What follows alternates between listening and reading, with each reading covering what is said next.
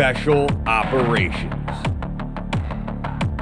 Covert Ops, Espionage, The Team House, with your hosts, Jack Murphy and David Park. Hey everyone, welcome to episode 259 of The Team House. I'm Jack, here with Dave. Dee's producing back there in the background. And our guest on tonight's show is Eddie Chavez. Eddie started off in the Navy, then in the Army, did 10 combat deployments with the 75th Ranger Regiment, and then went back for some more as a government contractor, and then has had some other interesting life experiences since retirement, working executive protection and other types of jobs. Eddie, thank you very much for joining us on a Monday evening. Yeah, I appreciate you guys for having me, man. It's pretty awesome. Appreciate it. Yeah, we're happy to have you, man. So I'm going to start off, asking about your origin story, of course. Tell us a little bit about what your upbringing was like and how that took you towards first the Navy. All right, well, I tell you, it's pretty funny, man. I was kind of a weird kid. And so I grew up, I was born in 74. And I grew up in the 80s. And I fell in love with the Rambo movies, the Jean-Claude Van Damme, stuff like that. And I legitimately was like, I want to save the world. I want to be one of those guys that saves the world. I'm a kid, My mom was kind of like, yeah, whatever. My dad used to make fun of me because the Chavez side of my family are huge hunters, like huge hunters. Like they don't ever buy meat. They got elk, oryx, they don't ever need meat. And I used to always go out and I'd have the camouflage with the ninja thing, and he used to call me Johnny Ping Pong. But yeah, so it was just kind of the thing I've always wanted to do, and so I started reading books about the Vietnam War because that was a thing back then, and I read about Marine Recon, SEALs, LURS, which was the Rangers back then. And I was just trying to find out. I just wanted to do one of those things. I wanted to do something. I wanted to do something that was gonna make a difference and to save somebody's lives. So I didn't know what that meant as a kid. I didn't. My grandfather was in the military, but he died unfortunately at a young age for me. So I didn't really have someone to talk. He was in the Korean War, like the no shit, crazy Korean War. And he was a scout, and his stories were pretty brutal. But so I didn't really know what to do. I was just kind of reading up on what I wanted to do. So I'm like, how do I get ready for special ops? Well, I'm watching these movies with Chuck Norris, Rambo. So I'm like, well, I gotta start taking martial arts. So I'm telling you, I was young when I decided this. So I'm like 5, 6 year old taking martial arts, trying to get my black belt in this, my black belt in that. And now Bruce Lee's like, oh, take multiple arts, blah, blah, blah, blah, blah. I played football, but my heart was martial arts. And my mom always laughs and tells jokes on how my girlfriends would come home and they would just be making fun of me because I'd have we didn't have a lot of money, so I'd have a bunch of punching bags. So I'd have soda, uh, soda, 3 liters full of water, and I was kicking them on the trees. And my girlfriends would be watching it, and my mom would be just looking out there laughing. And my stepfather was like, "Man, those trees don't stand a chance." Which would have been nice is like I tell kids nowadays, if you want to do this kind of career, you need to be good at school, because little did I know that after an operation, you got to write about it. You know what I mean? And I didn't when I would do stuff on the objective, my ability to put it on paper was not as good as some people, and so there's a big part of that, right? And there's some, and I know you've seen this, both of you, coming from Ranger Battalion. There are some very, very smart people in the community in the Ranger Regiment. Yeah. So that was one of the things I'd have to struggle with. So luckily in my day, there were strong Ranger, smart Ranger. Right. I was strong Ranger. Nowadays, I feel like it's got to be pretty much just smart Ranger, and you got to be strong as well. So it's a little different now. So initially I wanted to be a Marine because I saw Heartbreak Ridge, which little did I know was basically based off of the Ranger Battalion because it was the Grenada, and when Rangers went in and saved those people at Point du Hoc, or not Point du Hoc, in Grenada, Yes. Yeah. and the True Blue Clinic, Yeah. and so initially I was going to do that, and then I went to the recruiters, and the Navy was like, "Hey, man, you can be a Navy SEAL," and I'm like, "Cool, that's why not?" And so he did all my paperwork, and he filled out this Manila folder, and on the outside he wrote Navy SEAL, right? I'm a kid, I don't fucking know. Um, so I go to MEPS with this folder that says Navy SEAL on the outside, and they I can only imagine what they were thinking. It kind of makes me mad to think about it. But they're looking at it, they're like, "Oh, we're gonna make you a mechanic under a ship." And if anybody knows me is laughing right now because I suck at mechanics. Like I'm not good at that kind of stuff. Long story short, for 4 years, I was on an aircraft carrier at the bottom of a ship, working 6 hours on, 6 hours off, deploying all the time in the ocean, not doing anything at all. But I will say the one cool thing about that was no matter how hard anything got in Ranger School or literally anything, it was nothing because at least I knew I was doing something. And this isn't to take away. Everybody's got their path. And my path to make a difference was what I wanted to be. I can suffer, and I was going to suffer to do what I wanted to be. And instead of just suffering and then, I'm not happy with my career choice. So it was actually kind of a good thing. And the other good thing about it was if I would have went, because I graduated in '93, if I would have went straight in a Ranger Regiment in '93, by the time the war kicked off, I probably would have been an E6, E7. And as an FO at that time, as we'll get to later on what happened till then, I would have never, ever got the experiences that I got after being pulled back, basically, because once all that rank that I made as an NCO in the Navy didn't matter once I got out and went to the Army. So I got out of the Army or out of the Navy, and I had to take an ASVAB, and I knew I needed a 110 to try out for anything special operations, Rangers, Green Berets, whatever. And so I literally studied for 1 month, took the ASVAB, and then went back into Ranger Regiment. I wanted to be an 11 Bravo.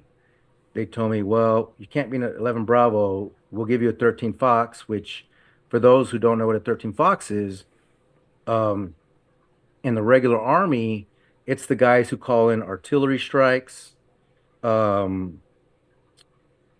strikes, and that's basically what you do. In the Ranger Regiment, obviously it goes a little farther than that. So I didn't know. I mean, it sounded kind of cool. At least I knew I had a chance to go in a Ranger Battalion. So I ended up only getting the airborne option. So I go to basic training. And I've read all these books, brother. And one of the books I read was from a Marine sniper who he had to qualify the best out of everything he did in order to be a sniper. So I thought I had to do the best that I was gonna, in order to do what I wanted to do. So my basic training, brother, I'm gonna tell you, it was brutal. I know everybody's like makes fun, but I'm telling you, it was brutal. And I just so happened to have two combat scrolls from Panama, who were ex-fisters, and they found out that I wanted to be a ranger. So I was getting woken up at 2 a.m, getting brutal. Like these dudes were trying to make me yell, say the Ranger Creed. Like I didn't even know what a Ranger Creed was, but they wouldn't even give me one to study. They just like fucking with me, And I can just hear their girlfriends on the phone going, "Leave him alone," And I didn't know that they liked me because I wasn't used to this culture, but they were, right. they were grooming me. Yeah. I was like, man, why do they hate me? And they kept me in charge. I was in charge from day one, and it never switched. You're supposed to rotate all the way until we freaking got out of it. So where I was going to basic training there in Fort Seal, you got this big old red band, and it said if you're in charge, it was whatever rank. It was E7 was my rank, and then the guys under me were E5s. So that little E5 rank. So I had that big old that red armband, and then if you win something, you get an armband. So the next thing was shooting, BRM. And I won that, so I had that one right here, and then I won high PT, so I had one under here, and then I won the end of cycle testing, which is the only other three things. So I had all four of them. I'm a little skinny kid, man. I probably weigh like 165, 170. And my instructor with a fucking scroll thought it would be funny that after dinner, chow, he would take me to other company areas and have me go to the drill sergeant tables. Uh-huh. So I'd walk up to the drill sergeant tables, and you can already, I know, I see you're smiling already.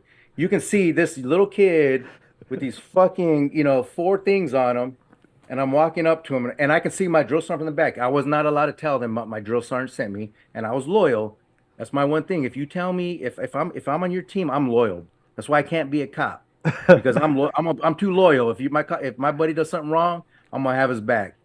But so I'm going to, I'd walk up to these tables, and then I would have to go up to them, and as soon as I walk up, they're sitting there, and just as you guys would do, just like I would have done, and they're like, "Look at this fucking hero. Like, what do you want, hero?" And I'd have my arms behind my back, parade rest, and I'm just like, "Drill sergeant, look at these." Bro, I would get mauled.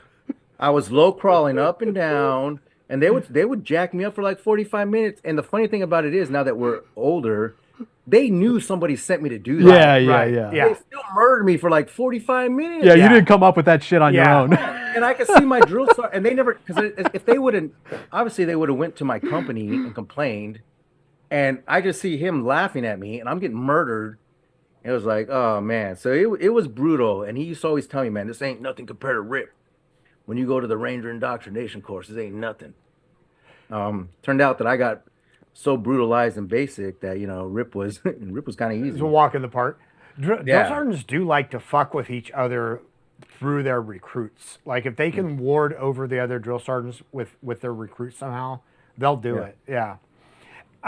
Eddie, I want to ask you, because you got a raw deal at the Naval Recruiter.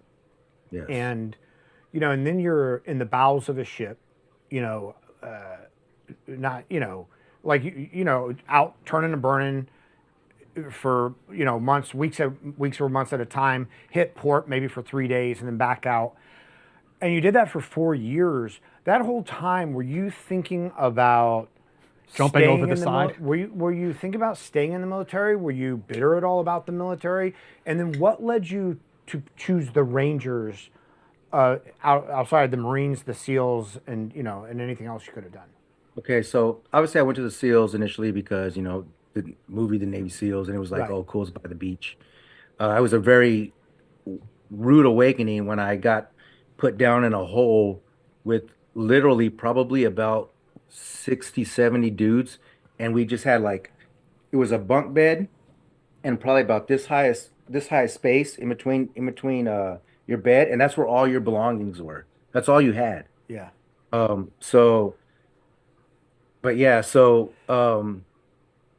will have to tell you that I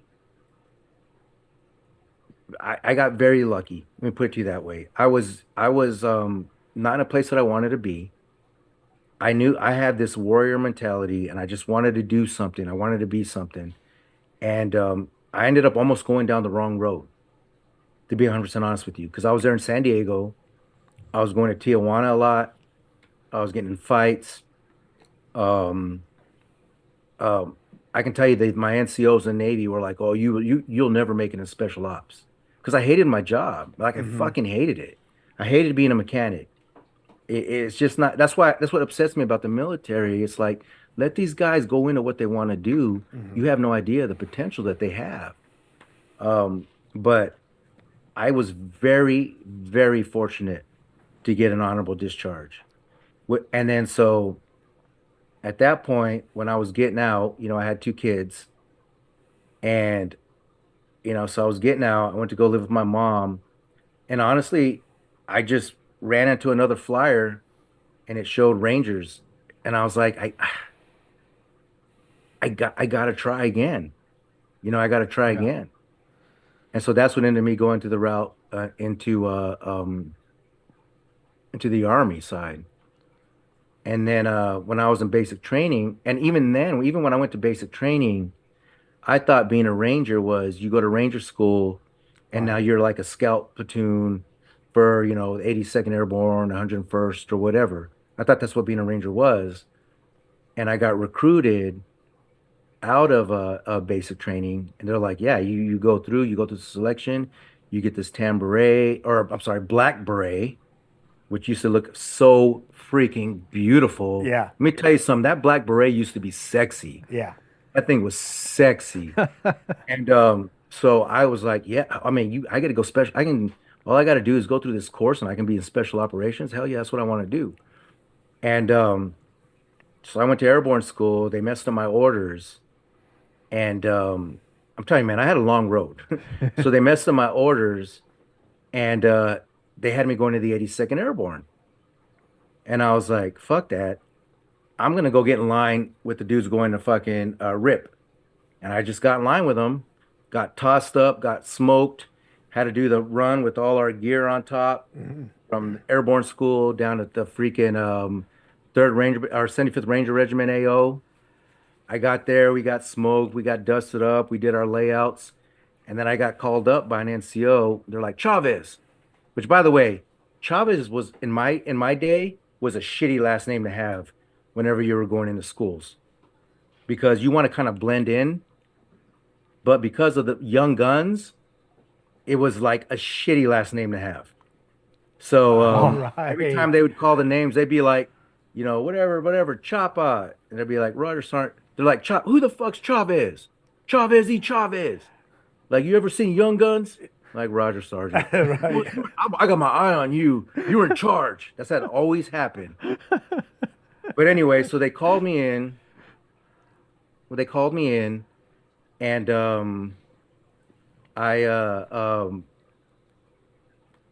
let them know. I was like, hey, Sergeant, I had my orders twice, and they didn't go through, so I just got in line. And he's like, well, you're here now. So that's how I ended up there at RIP. That's awesome. So you go through RIP. Tell us about like landing in 275, like what year that was and what the kind of environment was. Like you and Dave probably crossed paths somewhere along the lines there. Yeah. So this was about 97. Mm-hmm. And so I'm going through RIP. Basic training, like I said, murdered me. So I'm just like, I'm just cruising through RIP like nothing. We do night land nav. I fall off a cliff. My hand gets stuck in my leg gets stuck in a wait a minute vine. It snaps my knee, flips me upside down. Holy I fall in water, and I get recycled. And it was Sergeant Major Roberts was the first sergeant of RIP at that time. Mm-hmm. And he just freaking liked me. And he's like, well, usually they didn't recycle you twice. They recycled me again. I went through again. I went all the way through. And at the end of it, when they were talking and telling people where they were going, they brought me in and they're like, hey, and it was crazy because I could see all the instructors, and they're like, I've never seen them like with kind of a sad face. And they were like, hey, I got to tell you, man, because of your injury, because I couldn't run down the stairs. I could run up the stairs, but my buddies would have to carry me down the stairs. And it was hard for me. They were like, we can't send you to Ranger Battalion broke. If we send you broken as a private, they will kick you out and you'll never get to go back. Yeah. So I had to go to the 82nd Airborne.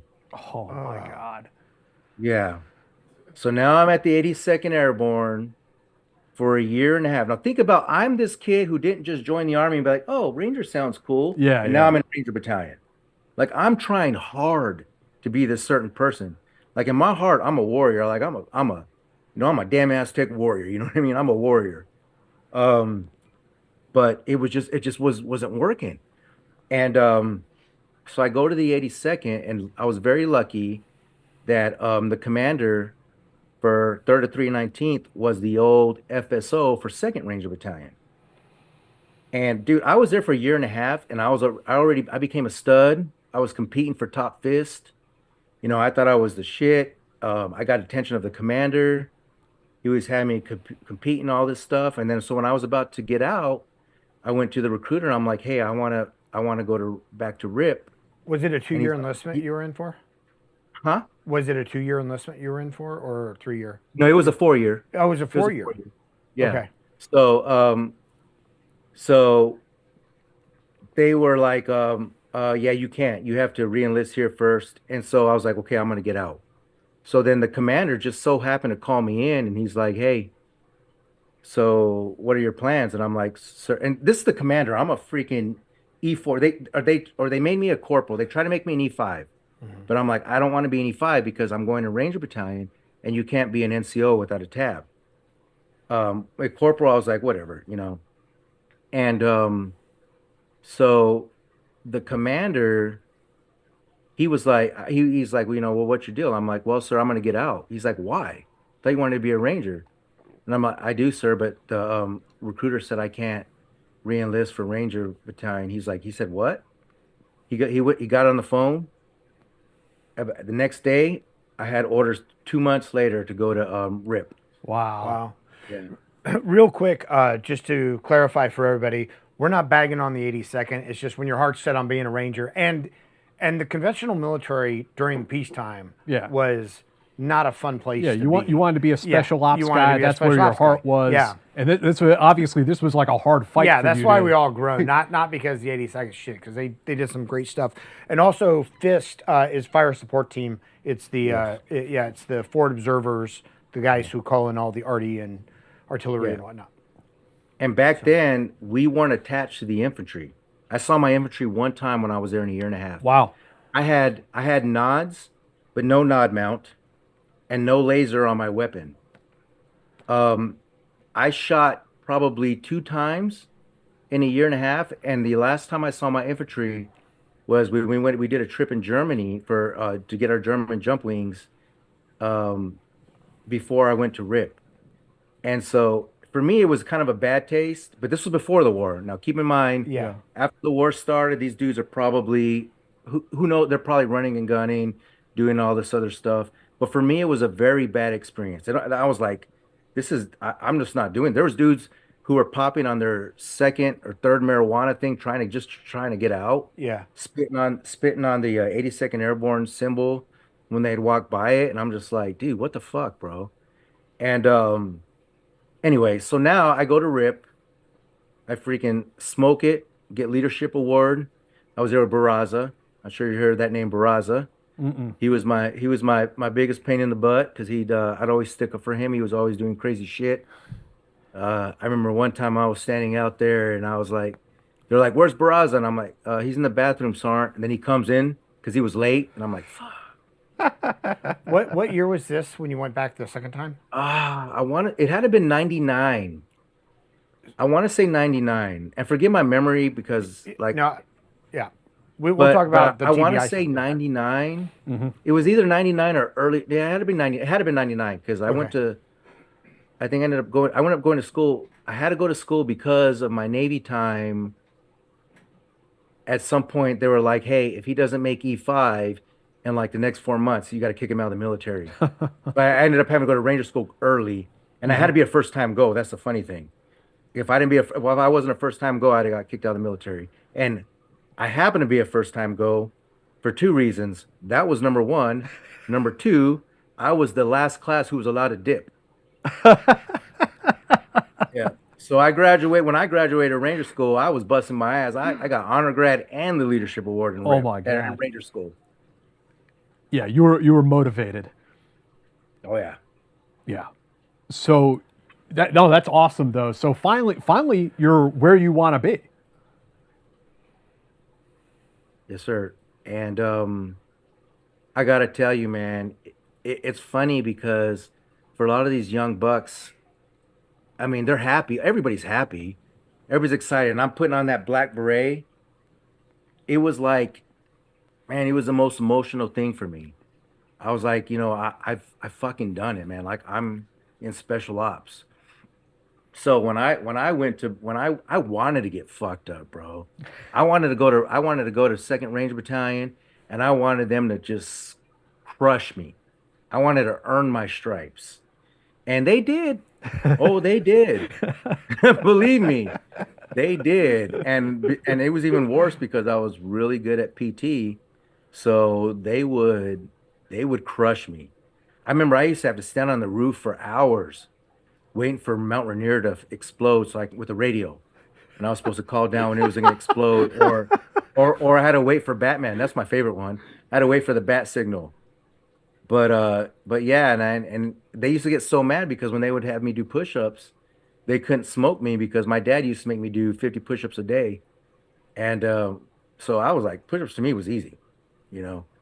But yeah, man. So by the time I got to Ranger Battalion, like I was on cloud nine, man. That was my goal.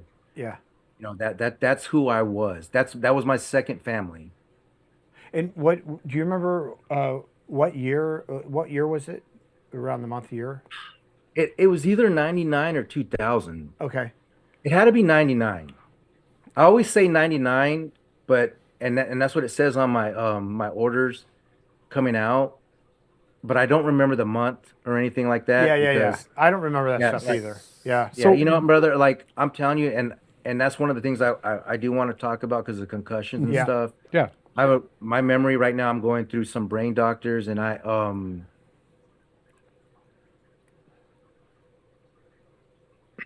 yeah, but I'm going through some brain doctors and stuff because I can't remember things yeah, like simple things like your Ranger School class. I'm probably the only person I know who I can't don't know remember. mine. Oh, I'm, okay. yeah, we're going Sweet. through the same stuff. I forget my phone number Good. sometimes. Yeah, It's crazy. Good, Yeah. good. Yeah. I mean, not good, but it makes you feel. Yeah. I'm right there with you. Yeah, I totally it happens. understand. It happens, man. It's not. But It's we not must your have fault. crossed path the battalion then, or at least Oh, we absolutely did. Yeah. We were in the same battalion. There's no way we Yeah. didn't cross the dirt. yeah. And I don't know if you were there when we did the NCOs versus officers, In but in the yeah, ball in the I brought with the Work Brothers. Were you there when the Work Brothers were there? I'm trying to breathe. I don't know if I remember them. But you're talking about probably like weren't, 'cause you you're wouldn't talking about remember Murder them. Ball? Huh? Are you talking about Murder Ball? The NCOs against the officers or the No, push no. ball? See, so okay. So you left right before that. I mean, I was there when there was still Murder Ball, but when we started, I think I was there for one more year of Murder Ball, and after that they got rid of it. Yeah, people Many get people were getting so fucked banged up. up. You're talking the big ball that was like as tall Yeah, as you and are. the Yeah, thing is, explain to a Murder Ball, bro. so yeah, it's this huge ball that the two teams are supposed to like push against each other, but really of like because was it platoon size? I don't remember how large It turns the into a teams giant were. combatives match. It's just a huge. There's bodies everywhere, and there's like two Yeah, guys dude. trying to push the ball still. But yeah, it's just dudes are choking each other out. Like it's just Yeah. mayhem. Yeah, you could choke. You were allowed to choke each other out. Nobody can come from the stands. But the ball and stuff were wrecking people. People were getting broke, or shoulders were getting dislocated. Yeah, Yeah. it was pretty it was pretty brutal. Yeah. So yeah, they stopped doing that. So it was more. All they do now, I think, is a turkey bowl. So talk to us a little bit about life in 275 at that time frame, and then kind of like leading into 9/11. Okay, yeah, that's perfect because so when I was at 275, yeah, I was man, I was on cloud nine, man. I was so proud. Had my black beret. Back then, before the war, and he can adjust to this, or he can understand what I'm saying. But you were judged based on how much suck you can take. So back then, it was like 20-mile road marches, 30-mile road marches. It was all about how brutal can you survive, and we were expert infantry still. Yeah. The world's premier light infantry. Yeah, the world's premier light infantry. Yeah. Which as we talk more, you'll see how that kind of evolves Yeah. and changes. But we basically were. We were just an advanced infantry, and we were an amazing advanced infantry unit with abilities to do special operations missions. But when I was getting there is when we started really working CQB and stuff like that. Before I got there, it was kind of the spray and pray kind of thing.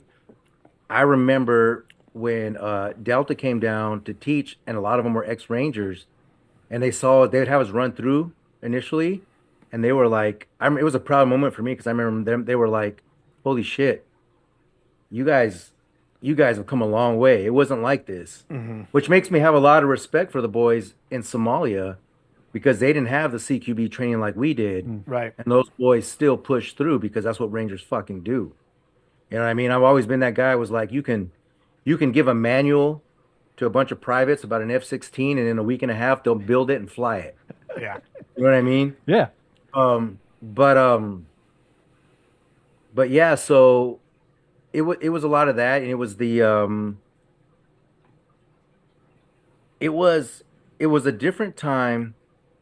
I remember our wives would get sick of us because even though we were expert infantry, it was still quick strike. So we would do an MLAT Yeah.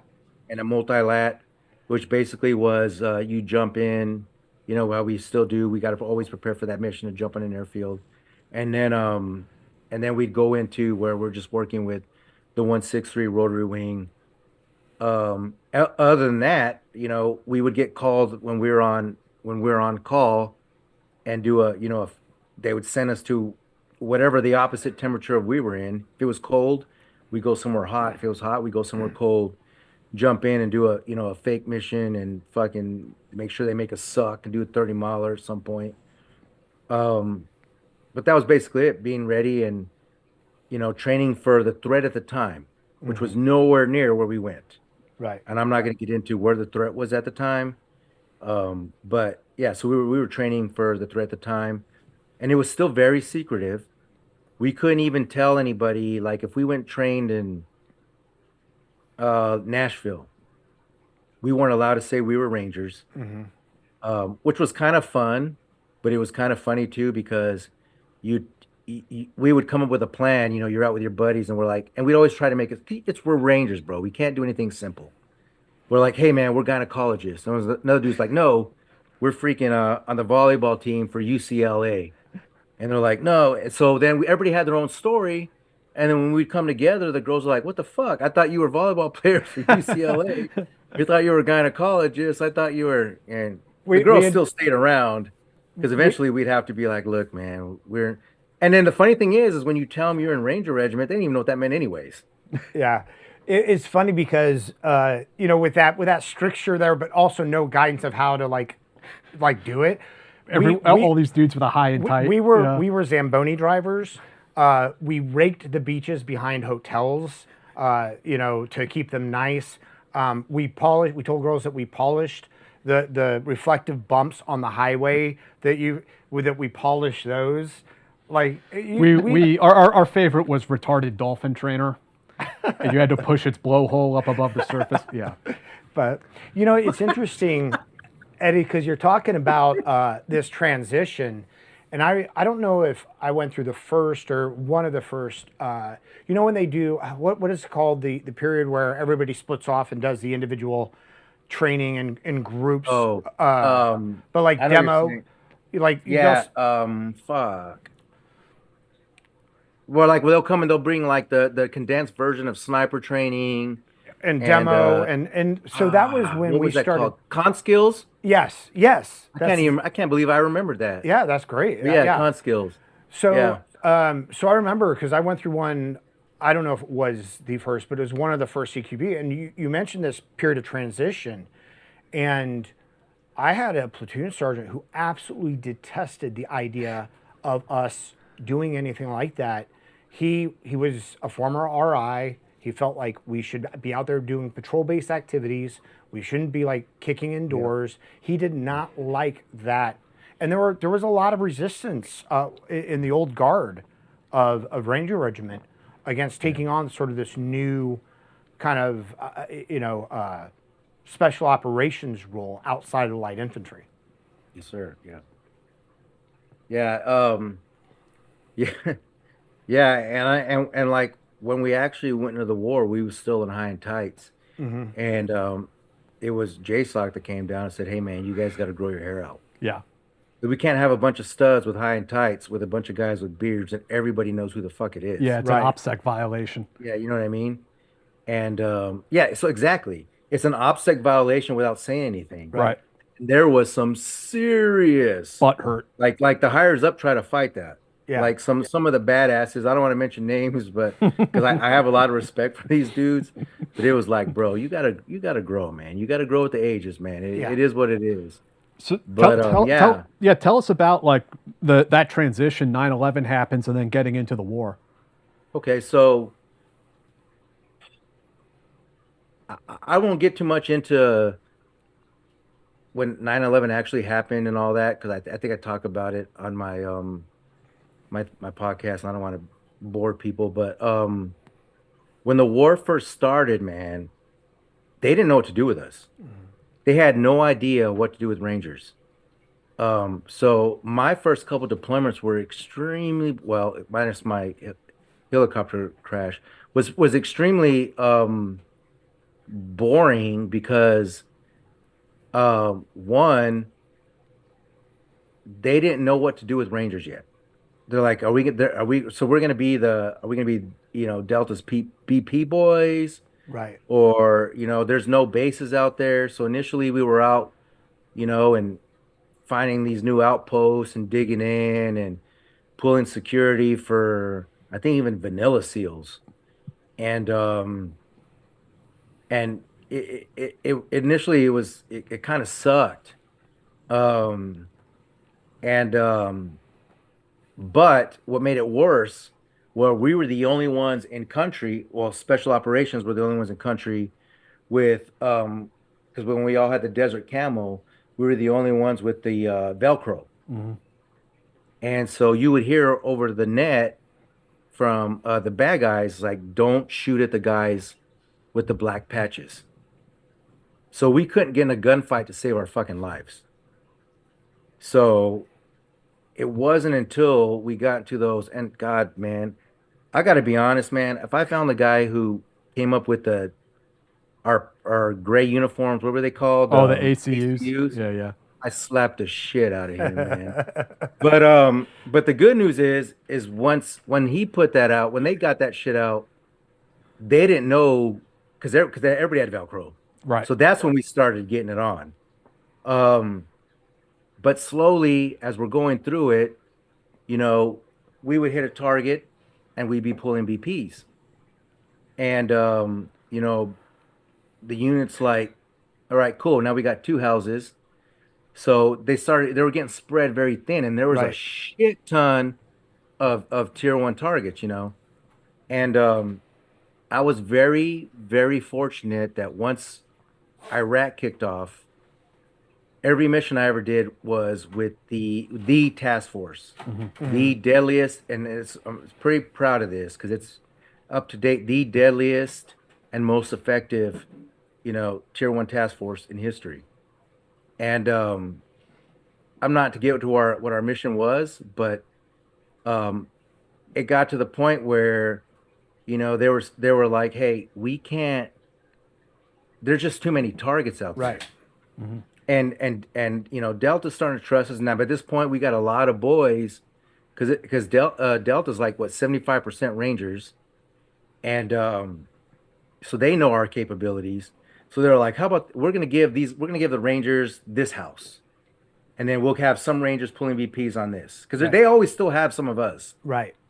And they're like, oh, they did a great job. They cleared it. They did this and that. So they hit and took out the bodyguards. We took out the main dude. Now we're gonna have them do. There's 3 houses. We'll have them do these 2 houses, and we'll do this one. And then it just turned out to be like, you hit this target, we hit this target. You hit this target, we hit this target. If there's 2 targets together, obviously they're gonna get the higher one, but which was kind of cool for us because the higher one is, the main bad guy, and they can talk all the shit in the world they want. They don't want to die, but their cronies, Yeah. they'll fight to the death. So Yeah. we got to get it on. And so we slowly started to become just basically a blunt strike force. And they like to say that they say the Ranger Regiment is the sharpest blunt force, meaning the cool thing about the Ranger Regiment is we go in and we get the job done, and we're not just spraying and killing everybody. But if we're coming to get you, it's a bad day for you. Yeah. And if you shoot around at us, you're all gonna die. All of you. If you have women and children, obviously they're not going to, but you and your boys, they're all gonna die. And so it was cool to see that transition. And to where, and then you see to where it is now, to where back when I was in, I was just hoping to get in a one conflict. Let me jump in a Grenada. Yeah. Let me jump into Panama. You see that combat scroll, and Yeah. you look at these dudes, they were your heroes. Yeah. They went and they did an amazing feat. But I never knew that I was gonna be that guy that was gonna get out there and get to do it over and over and over. Eddie, speaking of that transition, I mean, you not only went from the black beret to the tan beret, you went from the LCE to the plate carrier and all that cool shit that people are familiar with today. I mean, it's hard to explain to people who weren't in the regiment, like, what a dramatic shift that was. Yeah. So it's funny you say that, because we used to have the old school LCE, right? Yep. And we would have to cut our stuff off, and we would tie it with 550 cord, Yep. which, by the way, we all had to pay for when we got out, no matter how many years later. I'm like, what are you going to do? Send this to another country? Like, why are we paying for this shit? We were just trying to silence it. And you couldn't even wear like the even cooler ones. I can't remember what they were called. The rack. The wrap, yes. The rack. Where you have the Ranger assault carrying kit. Yes, and you were a badass when you had that. Yeah. But you got to have your tab first. And so you would get to that, and then the Mitch came in. Yeah. That all the Army has now, but back then it was high speed as shit. I had the old K-pot, the big old K-pot. Yeah. I had the chin strap with the MRE spoon. And dude, it was, and I thought I was high speed. I look at, man, some of the pictures for training now, and I'm like, oh my God, I look like a nerd. Yeah. But I mean, that was high speed back then. Yeah. Well, it's interesting too, because, up at 2nd Battalion, because we were so far from the flagpole, you had guys, the tactical tailor, you had guys who started getting their woolly peat bags sewn into their backpacks or their Alice packs, things like that. Like, you had a little bit of innovation. Guys, would see what Delta was doing and like try to copy it, and they could kind of get away with it sometimes. But yeah, it was still very much Vietnam era light infantry gear. So around this time frame, I mean, are there any like particular operations that stand out in your mind? I think, to be honest with you, I think when stuff like Anaconda with 1st Ranger Battalion, which those boys were impressive. Mm-hmm. Oh my God. Haditha Dam, which I talk about on my podcast with one of our a pilot who's on 160th. Greg. Yeah. Yeah, Greg, I'm Greg Cocker. Greg Cocker. Yeah. Greg Coker. Yeah. You were Haditha, right? But I wasn't there. Oh, you weren't. Okay. But people started to realize that, like, Rangers get the job done, man. There's just there's something about the Ranger Regiment that's just, it's so impressive, because we have the ability to do and there's stuff that we do that people don't even know about, all the way to basic infantry stuff, which, to be honest with you, we're probably a little bit farther from the basic infantry stuff, but we're an amazing strike force.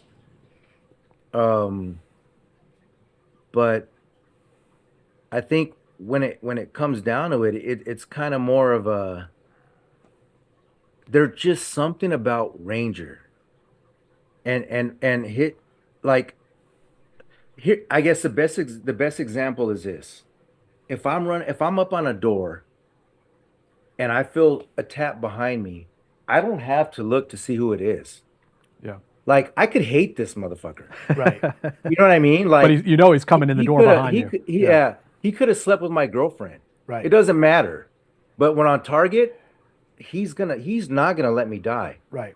Because we don't let Rangers die. We don't do that. So it's a different organization, man. And it's NCO ran for a reason. Officers are only allowed to stay for 2 years, and they have to go back to the regular army and prove themselves and come back. And it's a camaraderie. It's one of those places where I can tell you this: if you're a shitbag, you're not going to be there. Mm-hmm. You can be, and what I learned when I was with, and again, no disrespect, I'm only going off my experience. When I was with the 82nd, you can be that guy who doesn't want to be there, or spit, like all these dudes spitting on the fucking their mm-hmm. symbol, which I'm like, what the fuck, bro? And still have friends. Mm-hmm. You spit on the scroll in Ranger Battalion, you're getting fucked up, man. Yeah. You know what I mean? If you're a shitbag, you're not gonna have friends. So it's that unit where it's all about what you did today. Mm-hmm. You know, you can go out, you can literally save 5 hostages and kill 40 people, and then the next day you do something stupid and get a DUI. Well, you're gone, brother. Yeah. You know what I mean? It is what it is. And I think that is kind of what, I'll put it to you this way. I have a buddy. He's a sniper, and he was one of the first guys with MARSOC. So for a lot of people who don't know who MARSOC is when finally the Marines decided, hey, we're gonna allow an organization to be a part of special operations. Which a lot of people don't understand, that Marine Recon, Marine Force Recon, they are some bad dudes. Mm-hmm. They are some bad dudes. Like, I would hands down trust them to my left and to my right. But those poor guys don't understand that when they're not going to get to do the shit we do. They're just not. Mm-hmm. And it's not because they suck or they're not as good as us. It's because they're not a part of the special operations community. Right. So when MARSOC came around and they started getting that Ranger money, you know what I mean? And, you know, you can get this stud and you can get this average dude. But if you get this stud, you know, 1,200 rounds a month, and this guy goes to the range once every 2 months, bro, you know what I mean? It's just, right. It is what it is. And so when MARSOC came around, I had a buddy who was a sniper, and he was with the first group that they went in, and, you know, they got in a little thing, and they got kicked out. But eventually they started, you know, to get, you know, their stuff together too. And,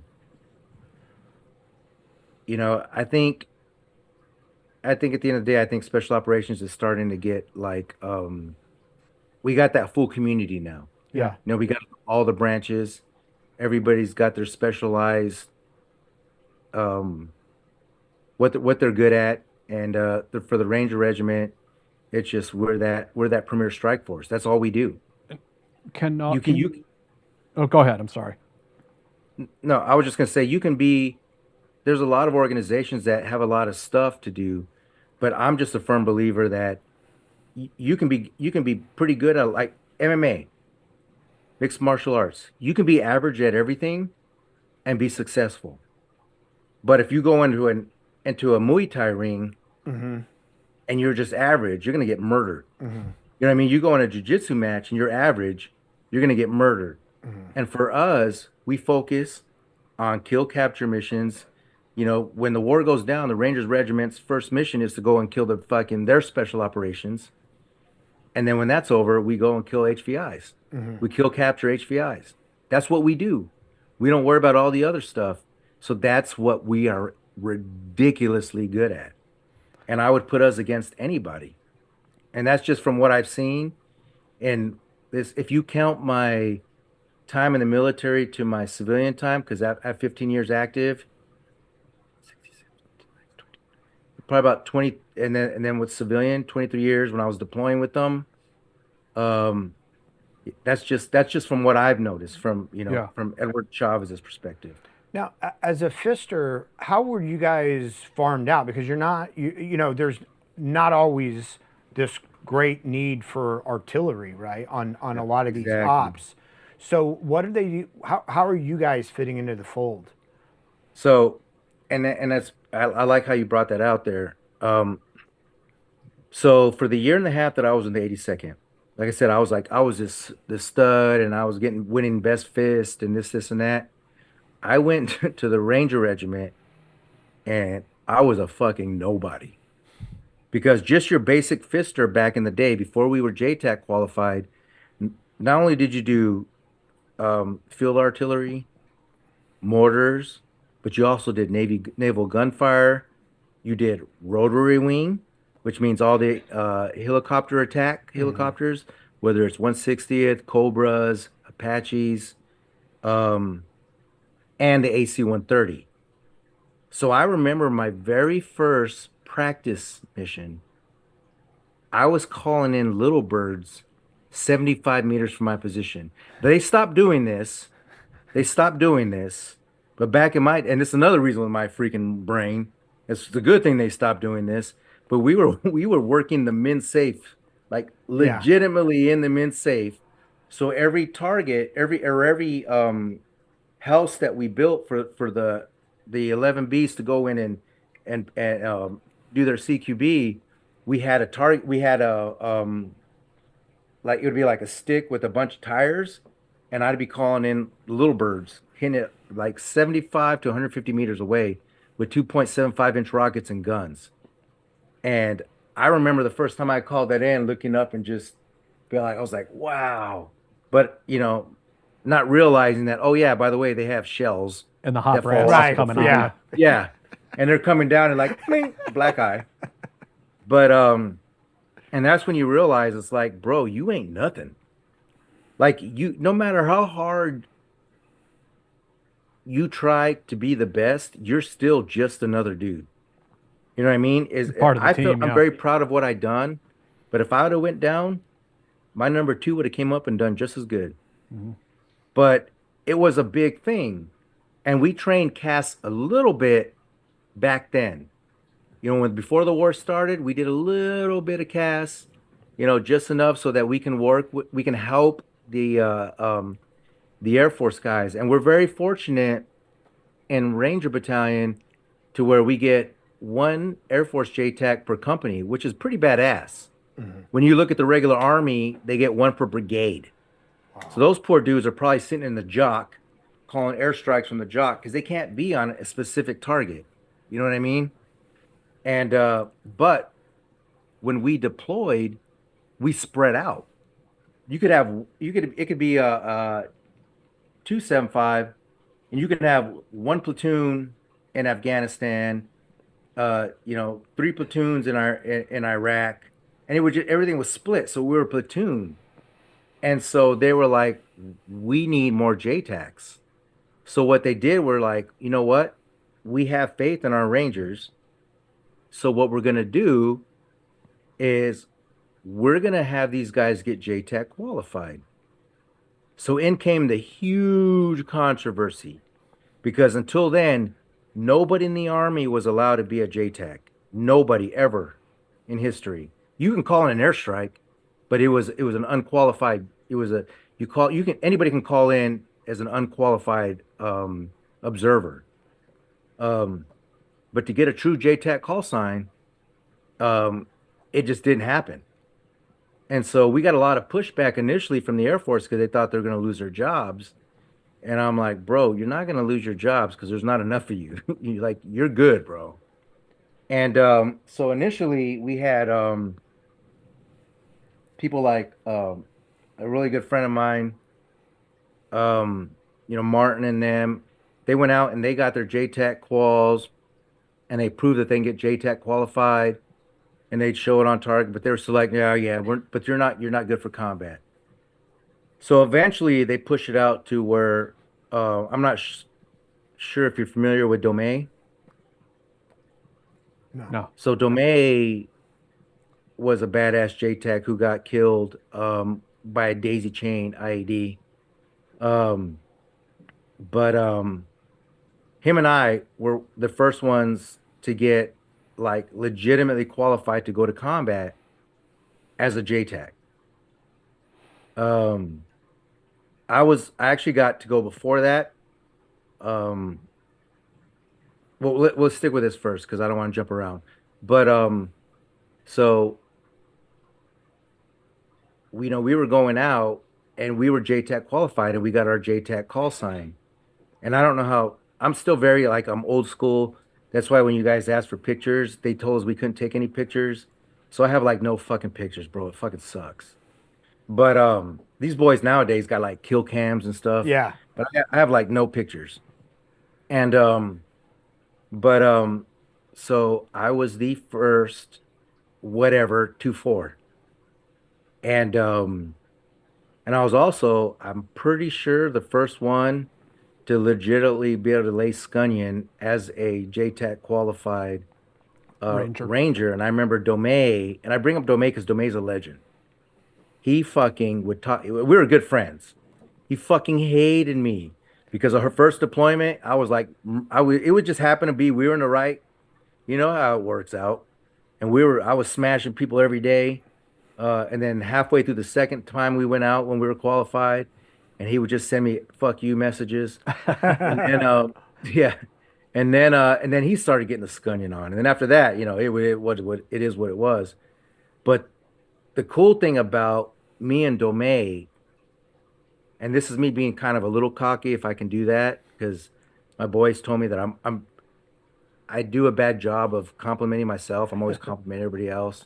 Because you learn that humble stuff in Ranger Battalion, but I really believe he's the only one that could keep up with me, because before we were allowed to be JTACs, we were doing a lot of 11 Bravo shit, team leader courses. He went to sniper school, so we could lead teams through houses. You know what I mean? We were doing the squad leader course. We're doing all that shit. Mm-hmm. And so whenever an Air Force guy would talk shit because he understood how fast an F-16 was flying before it dropped a 500-pound bomb, I'm like, bro, I'm not going to tell him how fast to fly. But how about we do a stress shoot and we'll run a team through clearing houses while calling in airstrikes. Yeah, that's what I thought. You couldn't hang, bro. But Domay was that dude. And Domay was a bad dude. Unfortunately, we lost an amazing American, but he was a bad dude. But before I deployed as a Ranger call sign guy, I was given a call sign because I supported the British SAS for 4 months doing hostage rescue. That's awesome. Yeah. What was that like? And again, I didn't take pictures, and it really pisses me off because we ended up actually rescuing the hostages we were chasing. And Rangers and the unit were going after Jill Carroll, and we were going after, a few foreigners. And the one thing that I will say about working with the SAS, and the reason they put me there was like basically the FSNCO from the unit was like, "Hey Eddie, what are you doing this rotation?" I'm like, "Well, I'm waiting to take a team for our next deployment." And he's like, "Cool, you're gonna go work with the British SAS." And I'm like, "Oh, okay. Who am I taking with me?" They're like, "Oh no, you're by yourself," because they can't understand them. I'm like, "What?" They're like, "They can't understand those motherfuckers, so you got to go with them." So I'm like, the pilots can't understand the accent. Yeah. and so I'm thinking like, oh shit, like these dudes, like I'm gonna show up over there, and I didn't know if they were gonna be like the unit or were they gonna be like Dev, because you know how Dev is, and they're great Americans too, but they're very like, who are you and why are Parochial. you here? You got to prove yourself. When I showed up, these dudes treated me like a king because the guys who were rotating, they just went and got JTAC qualified. But they were really shooters. So now that I was there, they Right. got to be shooters because I was taking care of Oh, I all the see. JTAC Yeah. shit. Dude, they had like refrigerators full of beer for me. They gave me a cell phone, which back in my day was huge. You know what I mean? I got to call my wife now, Amanda, who I tried to get her on here just 'cause I wanted to show her because I'm so proud of how beautiful she is. She told me to get bent. But but but like I was still, I was very rural. Like when it came to, I just didn't never wanted to disrespect Ranger Regiment, so I never used my damn cell phone. I never drank even when the two times we were off. And what's funny is the one time we were off, it was General McChrystal. No, yeah, McChrystal, because he's the one, his son came through right afterwards. Yeah, General McChrystal. And forgive me if I mess up names again. Like I said, my brain's a little.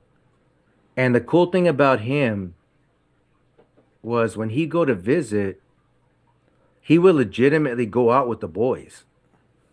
Like he didn't just show up and look how everything was like. Is everything not? He would go with the boys. So he came to visit the SAS, and we were gonna go do an op with a 60-foot rope, and to continue on with trying to get these dudes. And I remember the commander from the SAS was like, "Hey Eddie, we're not going out tonight." And I'm like, "What? That's weird because we're going out every night, at least once or twice." I'm like, "Is it the weather?" He's like, "We're not taking your general on target." And I'm like, "All right, makes sense." Yeah, and I just remember the coolest thing about it for me was when we were giving briefings and the intel guy came up. He's like, "I'm so and so from MI6," and all I could think about was James Bond. And I was just like, God damn, this is so badass.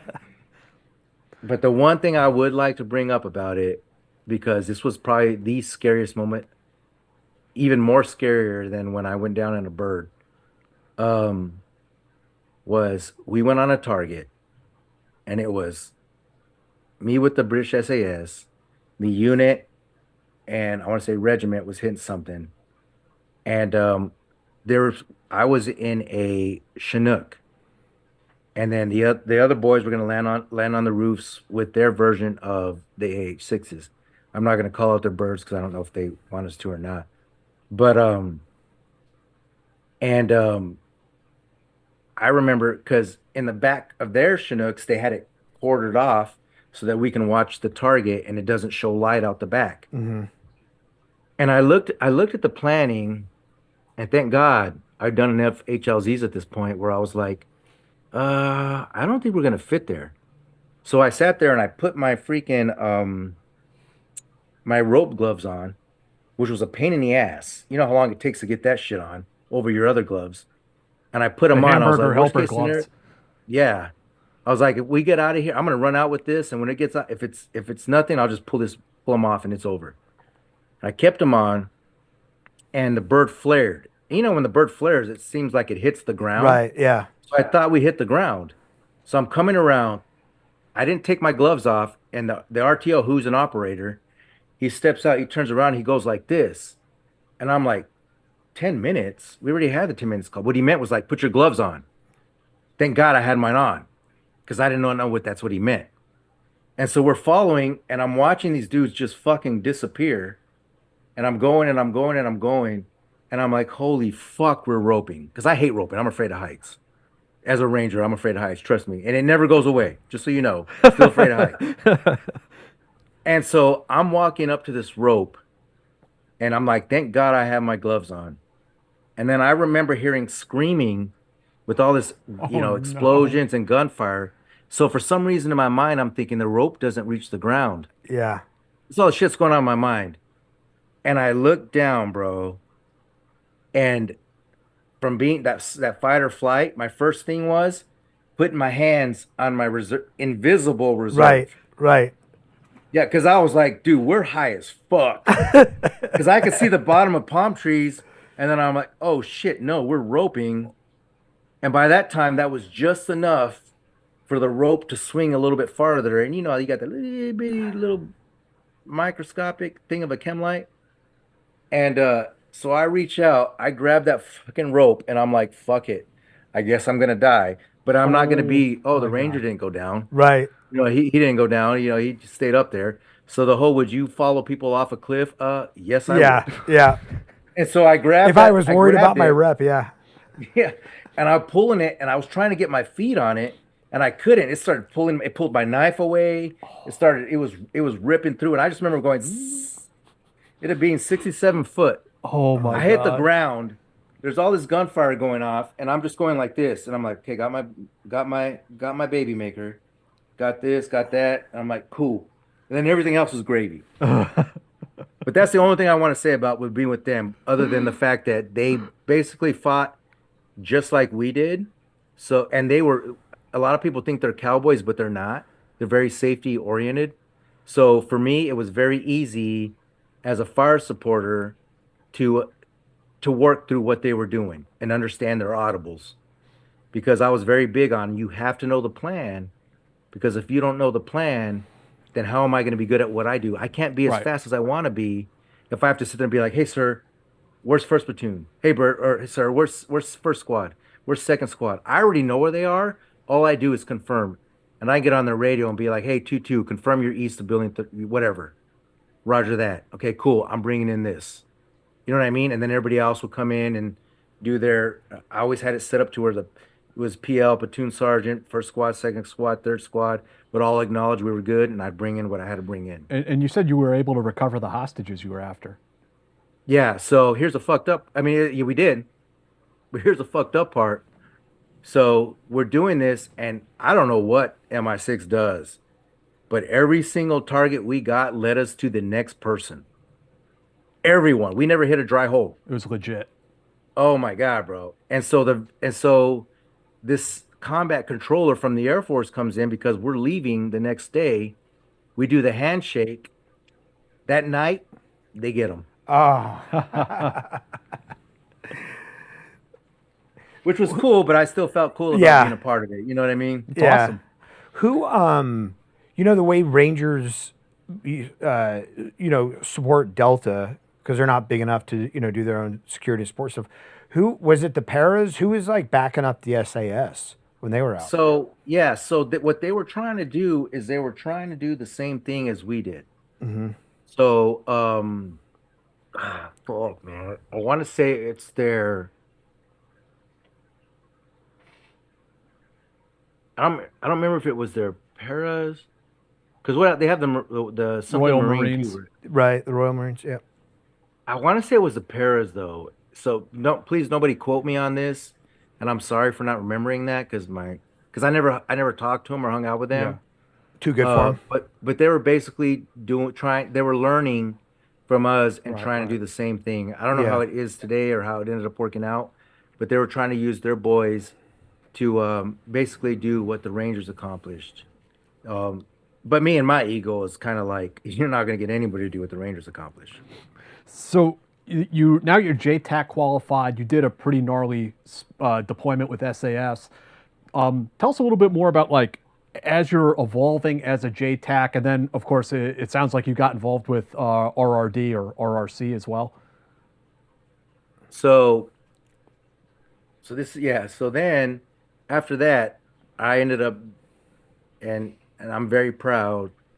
I was with ACO most of my career, except when I was a fire support NCO at headquarters, which ended up with me supporting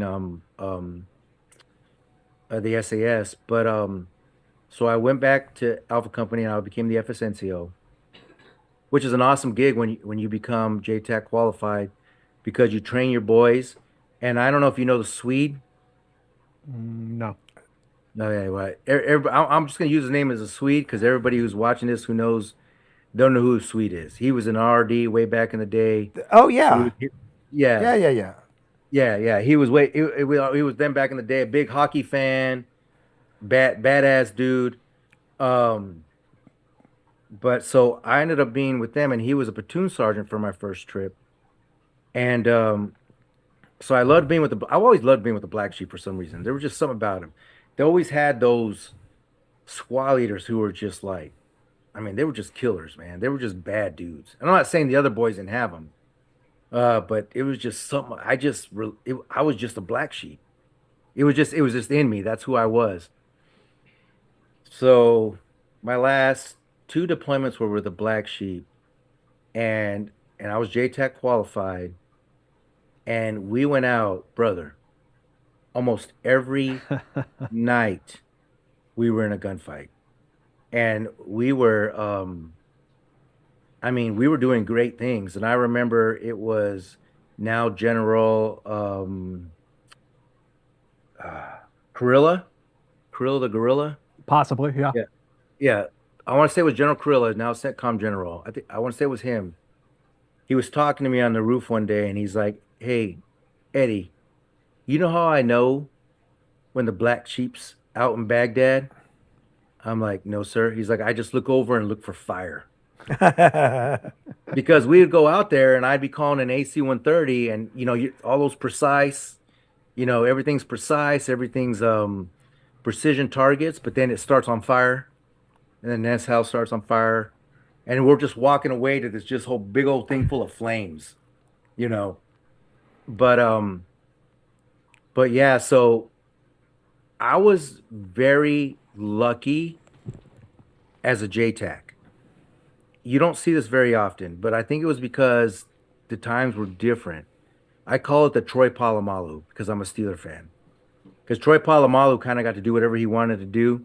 So back when I was running and we were part of this task force, we only had like 45 to an hour before we were on target. Mm-hmm.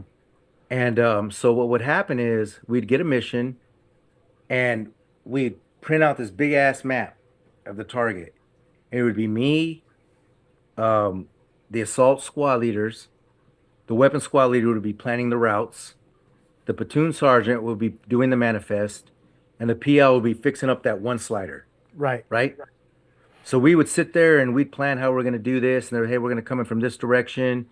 And they were very cool with me if I was to be like, "Hey, man, it's cool, but we need to come in from this side because with this open area, I can cover that with the AC-130.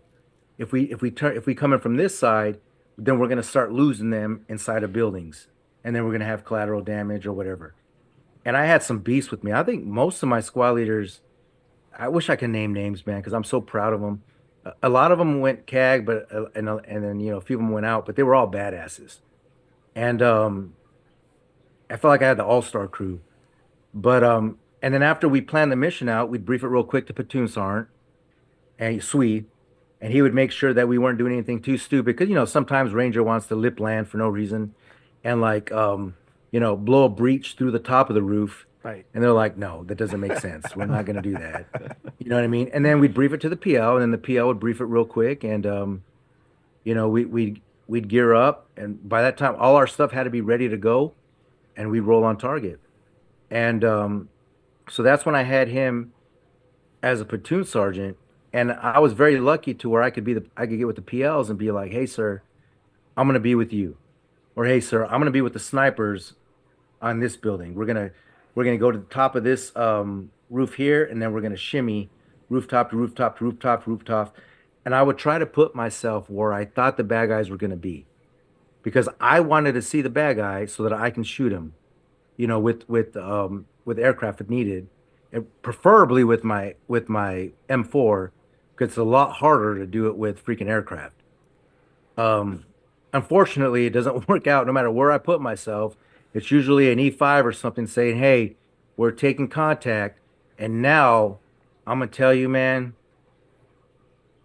as a fire supporter trying to take care of your brothers and calling in heavy weapons from an aircraft way above in the air, that when he looks down, you can't just be like, "Hey, the building with the blue roof," because he's up in the air, sometimes 16,000 feet, and he's like, "Bro, there's like 45 buildings with the blue roof." So you got to find like an airfield or a soccer field, and then use it as a unit of measure and do all this talk on blah blah blah blah blah. And now I got to talk this aircraft, which is hard enough to do it for what I see, on what a young team leader sees. Yep. Yep. And and the only reason I'm going to stop there is because I hate talking tactics. It's just not something I like to do. But then I would do some little safety measures, and until those rounds or that bomb hit the ground, and I knew my boys were okay, dude, my butthole was like, Yeah. It gets hairy. Yeah. yeah, bro. And I think that's why I am mostly fucked up now, is because anybody who knows me will tell you I am Ranger to the core. Like everything I wear is Ranger. My wife gets mad. Like, can you wear something else not Ranger? I'm like, that's who I am, babe. But and it's like it was brutal. I hated calling in airstrikes. Fucking hated it until the bullets started flying. Because once the bullets started flying, I felt like I had control of everything because I helped plan that mission. So I already knew where first squad was. I knew where second squad was. I knew where third squad was, and I knew where all the support by fire was at. You know what I mean? And sometimes they'd be like, hey, we're going to go in with the squad minus. And I'm like, why? Well, we got to pull this BP. And I'm like, well, why don't you go in full? I'll control this BP. It'll be me, the PL, the RTO. And, you always got a guest or two, and it was usually the unit's Delta Force commander or sergeant major and some random guest. I'll run this BP here. You go squad pure.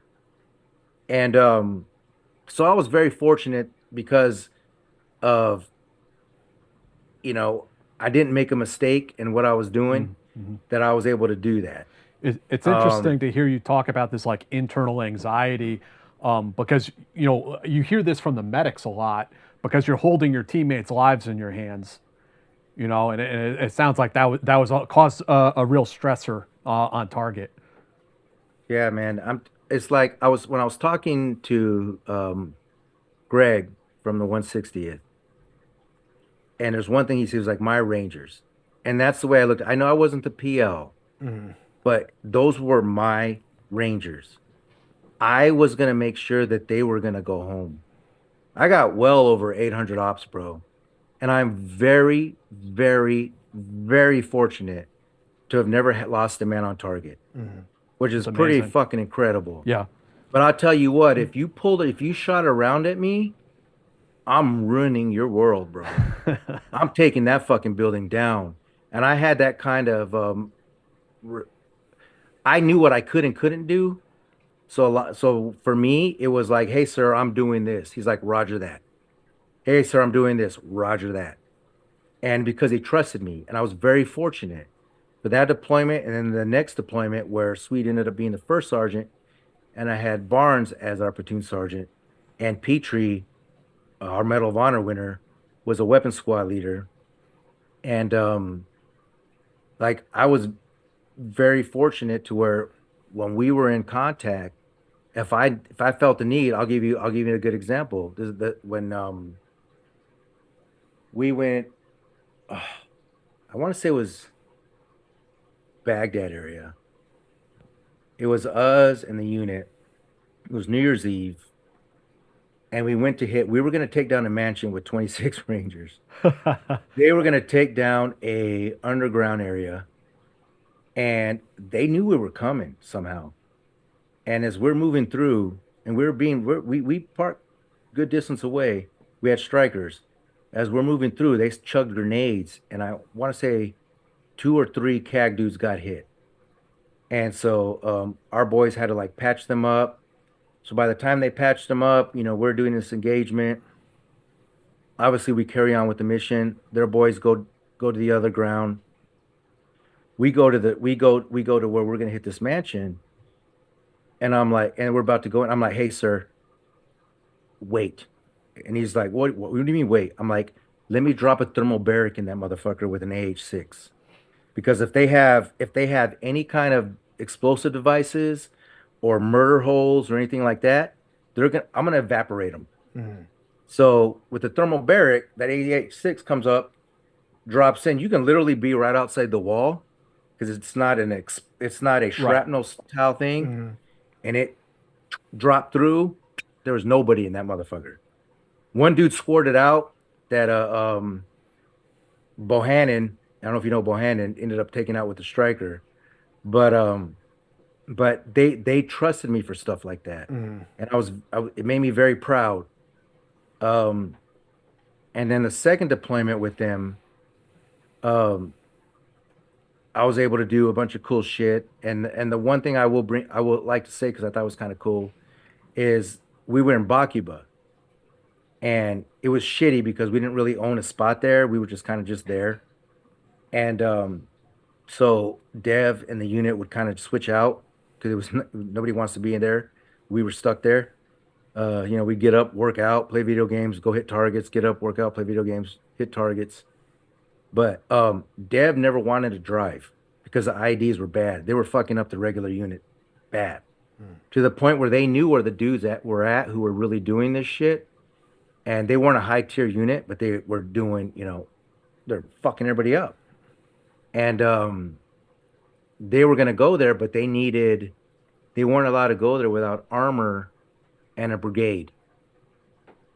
Or a brigade and armor. I can't remember, but it was a ridiculous force. I mean, it was actually not ridiculous once you saw what was there. So we had nothing that night. And someone higher up was like, hey, go take these dudes out. Here's the fucking 14 dudes who are responsible. So we get this little card. So here we go. Ourselves by ourselves. So I go to their fire desk, and I wish I could name his name. I'll just use his nickname, Paisan. He looked like the Italian dude from what's that movie with the Irish? It's like with the Irish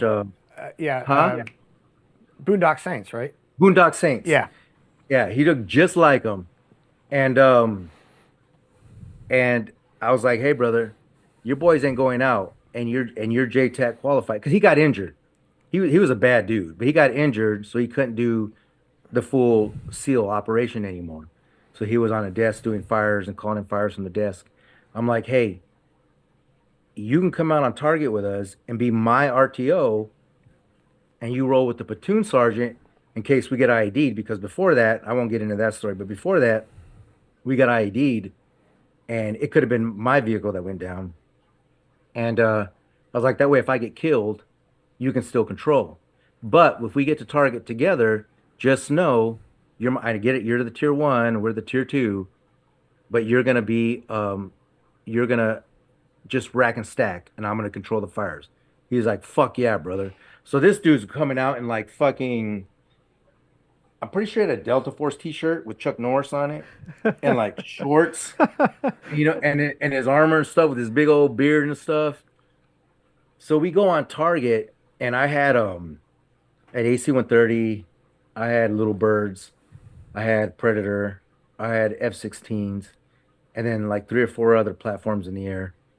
And so we're traffic copying that. And I'm talking to my shooters, and I said, hey, if we make contact, this is how I'm going to split. This is my fire support line. AC-130, you're going to hit blah, blah, blah, blah, blah. Little Bird, you're going to hit blah, blah, blah, blah, blah. And as soon as that ramp came down, we got attacked. And what was crazy is they couldn't have picked a worse spot to be at. It was kind of dumb on their part because it was like the Wild West. There was like nothing except 2 rows of houses. Like when you watch movies like Tombstone, that's what it looked like. So we just basically had to bound house to house to house to house to house, and it was nothing but dudes. And so as soon as we made contact, I already had my first 3 missions at my command. So, as soon as we made contact, we're dropping on here, and then my boys are coming in, clearing the houses. And it's a good thing we did what we did, and we didn't let the other boys come through, because these dudes had like big old murder holes, like set up with like, I want to say dishkas and shit, where like if they were walking up the stairs, they were going to get fucked up. Yeah. And they do day ops, so it would have been very bad. It would have been a very bad day for these guys. But we caught them by surprise, man, and we crushed them. And we ended up getting all 14 of the dudes on the target. Holy shit! And it was like It was a perfect Ranger mission, nothing but dudes, and we Mayhem. just killed all these fucking bad dudes, and it was a good time, man. And then that was my last um rotation as a shooter, and when I went back, um, I was told that I was gonna go. They were like, "Hey, are you gonna reenlist?" And I'm like, "I can't. I want to go, and I have some stuff going on with my kids in Vegas." And it was Sergeant Major Leg was like, "Well, why don't you go work for that schoolhouse there?" I'm like, "I'm not gonna go back to the regular army. It's not gonna happen. It's not gonna happen." So, it was at that point where I was like, I'm just getting out.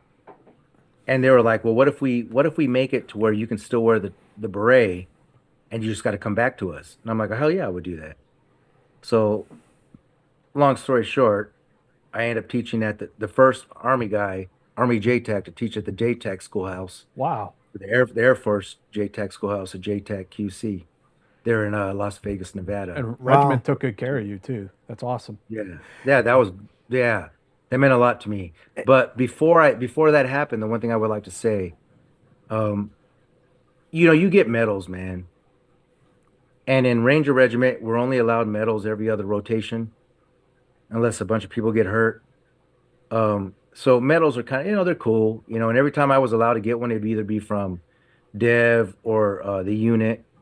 But the coolest thing that I ever got, man, that made me cry was, and he'll know, um, ACO 275, the Black Sheep, they had this board of their NCOs who they had like respect for. All these 11 Bravos from like, when Ranger Regiment Panama. came, Yeah. Yeah. yeah, when Regiment came back, and one of the guys came up to me, I can't remember who it was, because it just like overwhelmed me, and I just started crying like a little bitch. And they're like, "Hey, Eddie, we made a vote, and we're putting you on the board." Holy Oh, shit. that's amazing.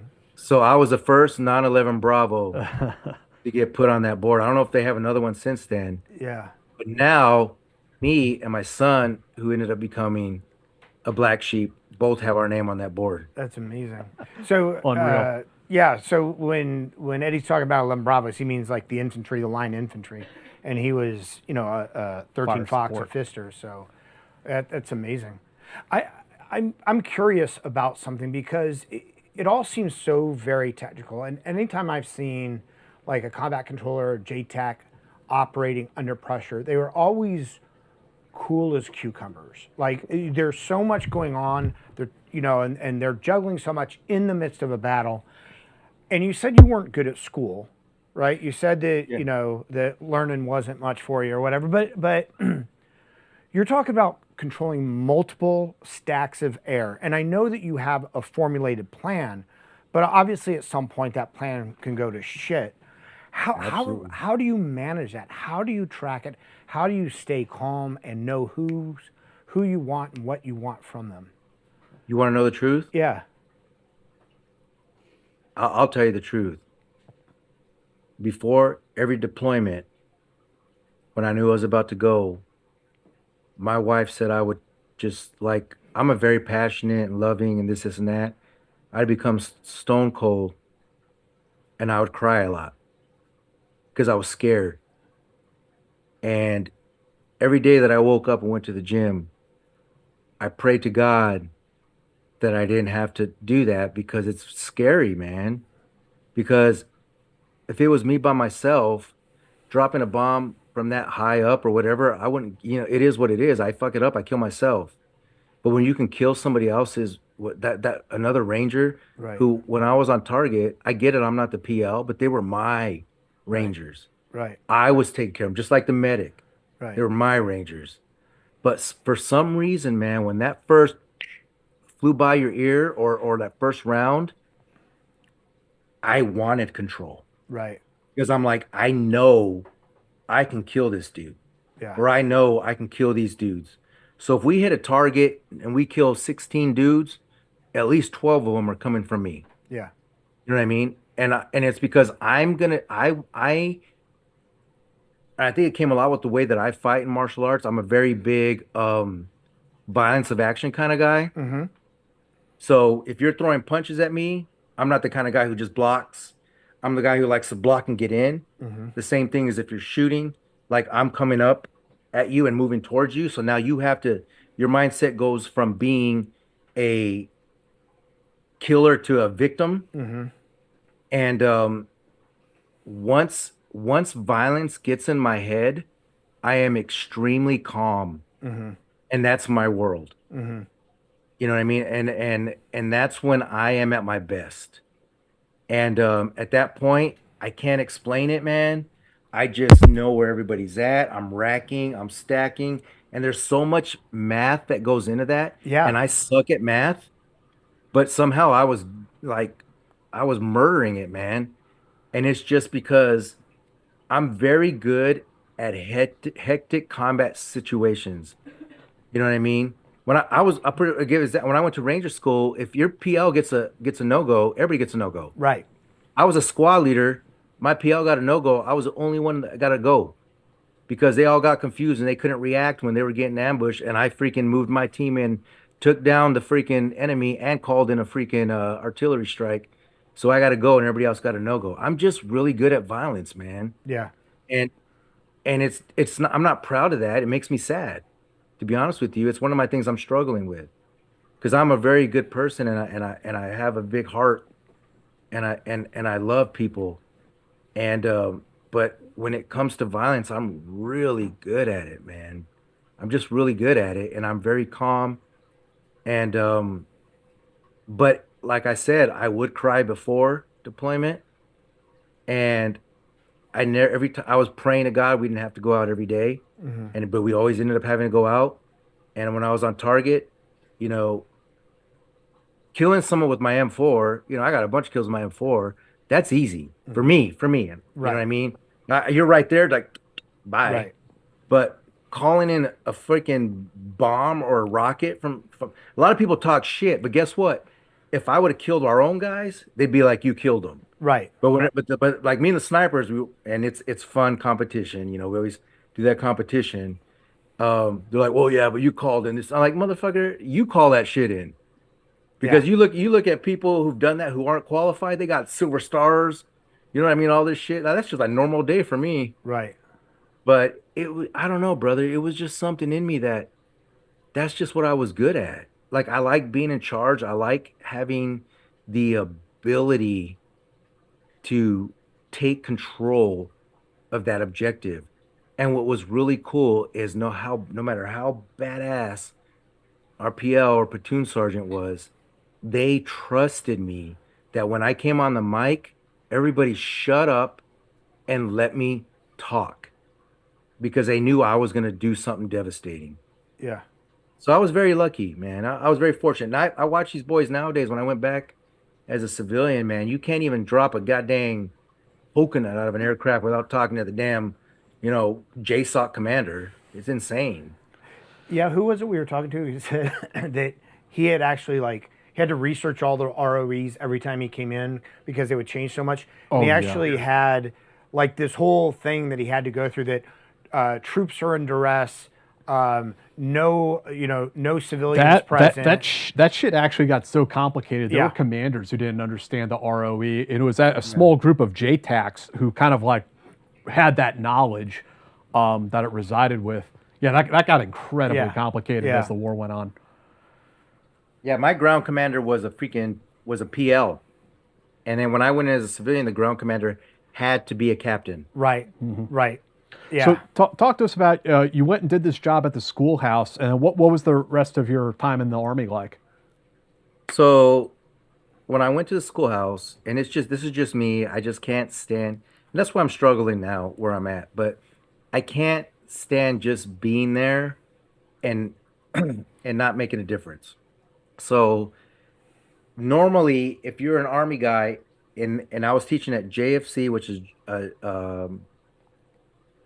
I think it's Joint Fire Control or whatever. The bottom line is, in order to work at a big ass jock to where you allocated how many aircraft went where, how many tanks went where, or whatever, you had to go to this school and get the identifier. So my students were everything from full birds all the way down to E7s, Wow. right? And I'm teaching them how to command and how to work echelon of fires with both indirect, indirect, aerial, naval gunfire. How to make all that work together so that you can get fire superiority. Um, when I first went there, they had me as the guy in charge of land nav. When I left, I taught 14 classes, not only in JFC, because JFC is in the same schoolhouse as JTAC QC, but they also had me teaching those same classes in JTAC QC.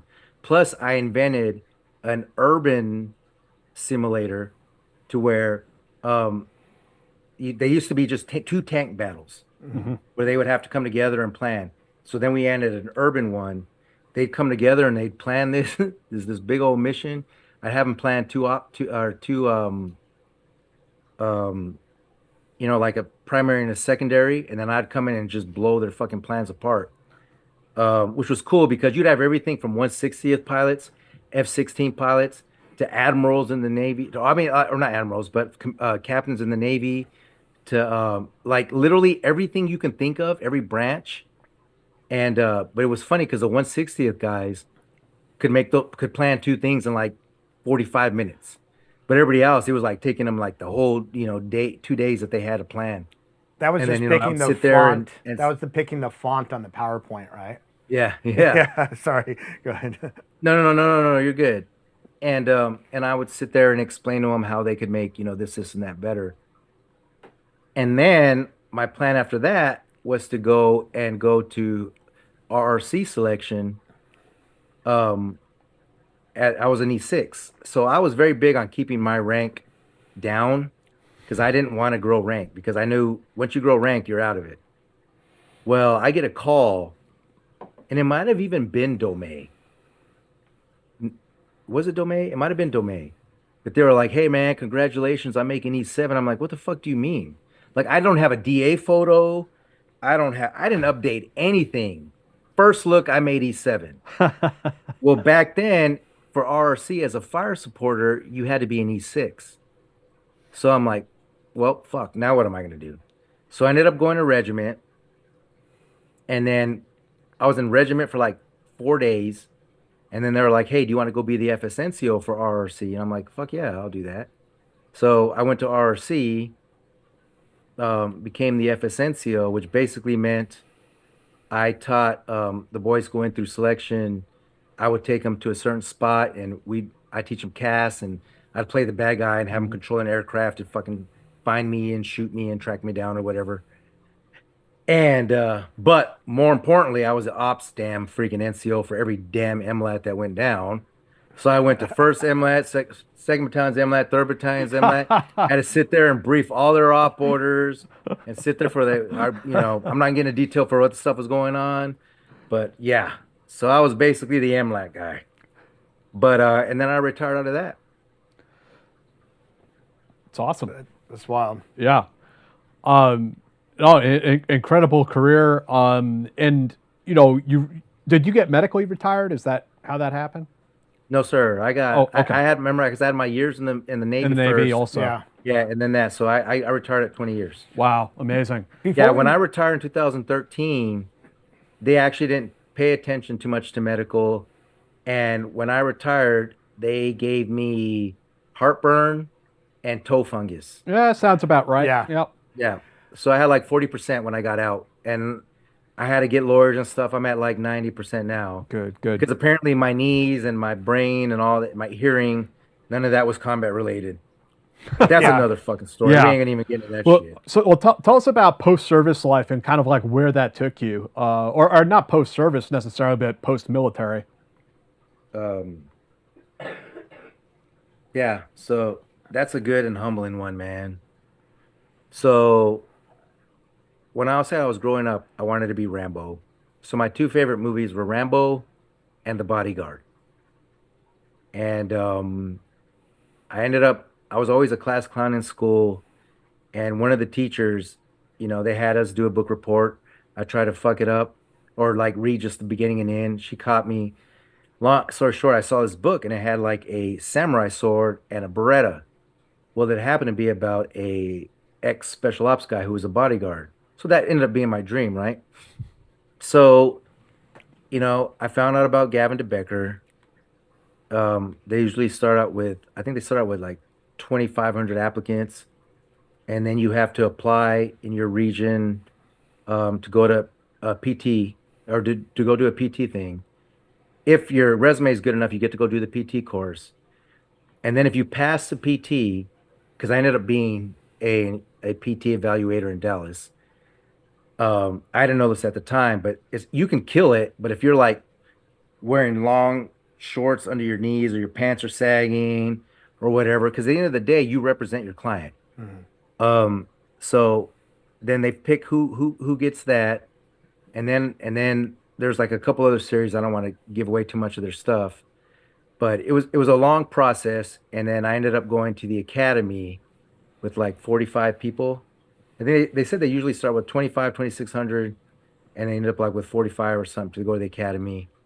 Did a week-long academy, and I was very fortunate because a lot of I know Rangers get pissed off because they end up going to a static location first, to where you're basically because Gavin DeBecker watches the best, and a lot of these people have like 4 or 5 mansions, so a lot of these poor guys got 4 12-hour shifts a week, and they just watch a house and deal with the gardeners or whatever for 12 hours a day.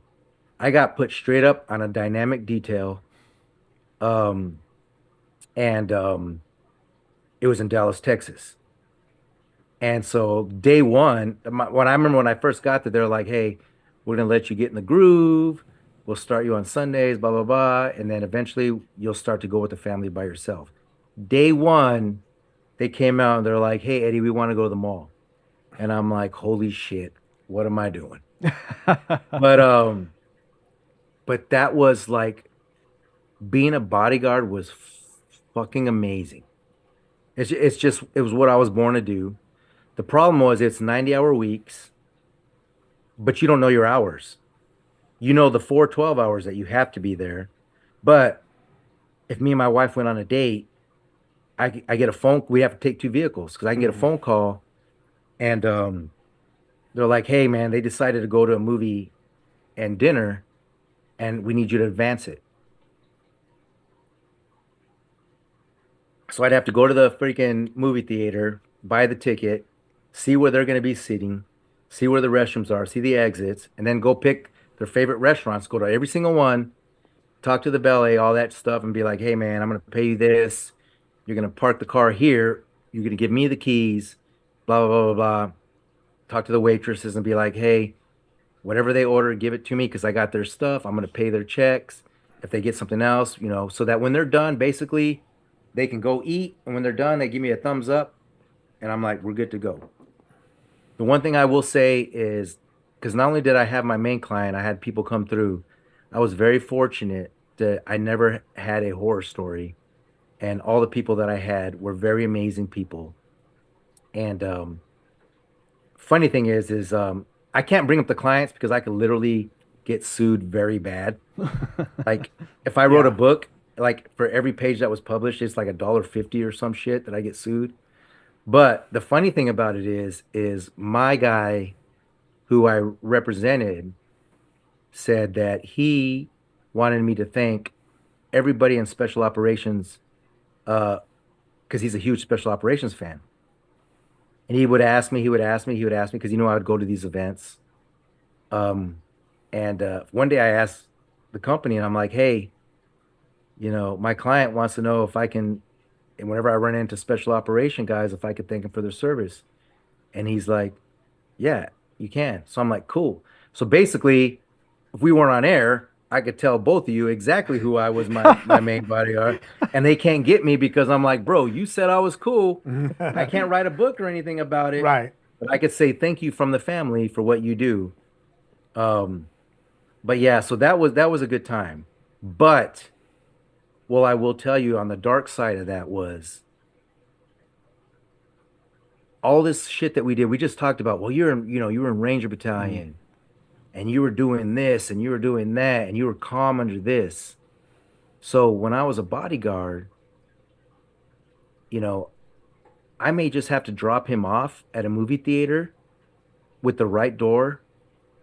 And all of a sudden, my hands are numb, my feet are numb, I'm getting tunnel vision. I'm like, what the fuck going into is the going zone. on? I'm like, what the fuck is going on, dude? Like, this is nothing. Like, why am I stressing the fuck out? And then I started noticing this after that, and I'm like extremely depressed. I think, you know what? God's gonna pay me back because even though I feel like everything I've done, and I would not take anything I've ever done back because it was always to save a ranger. But because of my career field, I killed a lot of fucking people, and I felt like God was gonna pay me back. So I was always scared that I was gonna lose my kids. I was always scared of this, and I was just constantly sad, constantly depressed. And one day, it just hit me so hard. And the reason I do what I do for my podcast, man, and here's a big thing. This is the biggest reason. Well, there's two reasons. One, I want people to know what Ranger did. You know what I mean? Like, I get it. We have you can't talk about it. I totally understand that. But at the end of the day, you can still say, like, literally every single war, Rangers have done the most daring and amazing shit. Point du Hoc. Nobody even knows what that is. Rescuing those hostages in from the Japanese. Like, Rangers always get the most insane. Merrill's Marauders. Yeah. Oh, it was You know what I it was 6th Ranger Battalion that did the POW rescue. Yeah. Yeah. You know what I mean? And it's like, dude, we can talk about our story without bringing. You see, I don't talk tactics. Right. I don't talk names. I don't talk any of that. But at the end of the day, I do want the world to know it. Yeah. When it all comes down to it, it wasn't me. It was a general who said that the Ranger Regiment has killed and captured more Tier 1 targets than all units combined, both special operations and conventional. Yeah. Because we're always a part of it. It was published in one of the, was it the New York Times or I don't remember, but there was a big article about it that the Rangers have like just schwacked more people, more bad guys. And if we end up going somewhere and something happens, you hear special operations soldier. And I get it, man. Again, I get it. I think it was more when my son became a Ranger that as a father, I'm like, I want people to know what my son has done. Yeah, yeah. With me, it was like, whatever. My family knows. But I wanted them to know what my son was done. And then the shit I'm going through now and the stuff that my poor wife has to deal with, you know what I mean? I got a therapist, I got brain doctors, I got cardiologists, I got I mean, all of a sudden I was benching 225 and it was hard as fuck. Turns out my testosterone level in 2 months after leaving Ranger Regiment dropped to the same level as a 78-year-old man. Wow. Holy shit. Yeah. And so you can imagine what that does to everything else. Right. So now I have to get a testosterone shot once a month. And that's all I do is that. And everybody's like, oh, you do. No, I don't do anything else because they test you before you get your new cycle. You know what I mean? It's just, I work hard. Because I have this thing in my head, and I don't know if it's a Latin thing. That's why if you're a Latin gangbanger, those guys are scary, bro, because they will do anything for their fucking unit or their group or the Latin fucking cartel. But I'm a Latin Ranger, and everything I do, I try to represent Ranger Regiment. So I always try to stay in shape, and I always want to still be, able to take care of my family. I'm about to be 50 years old. I'm still taking Muay Thai classes, and like, why don't you do jujitsu? Because every old man does jujitsu, bro. I like to bang. You know what I mean? Like, I want to bang it out. You know what I mean? And that's just the difference with me, man. And I feel like, I've always been a warrior, and that's just kind of who I am. But with that, I'm also the guy who can watch, and I like to put this out because people think, oh, Rangers are this and that. But if I can sit there and watch America's Got Talent or something and see the story, and I'm crying like a little bitch. You know what I mean? Like my daughters and my wife, I hate watching that shit with them. I don't watch it with them because they all go like this. And it makes me so mad. I'm like, stop ruining my moment. Yeah. You know? It's like, dude, I'm like, let me cry. Let me get this out, And but yeah, so it's pretty funny. But so then I realized, it was hard. So I got a call from a buddy of mine who worked at 3rd Ranger Battalion as a civilian. So now I'm on my way back to 3rd Ranger Battalion, which normally you'd think my wife would have been upset about, but she's like, let's do this. Because she doesn't see me anyways. We went through a bad scenario. And that's another thing I do is when I'm the first one of my friends to retire. When I talk to my buddies, I'm like, whether they're Delta or I'm like, look, man, I'm telling you right now, you have no idea what you're about to get into. Yeah. Mm-hmm. I tell their wives too, I am so sorry, hon, but you ain't seen shit yet. Mm-hmm. And so I go to 3rd Ranger Battalion, and next thing you know, I'm fucking deploying again. I'm in Afghanistan. And so I'm deploying with the strike force in Afghanistan, and I was just working, pulling maps and putting it on their phones. But I was with the strike force. It was cool, so I was pulling all their stuff. And then my son was deploying. I'm like, hey, I want to go with 2nd Ranger Battalion. I want to be with my son. Big mistake. Huge mistake. Yeah. I went there and 175, he was a dog handler. All their dog handlers were hit.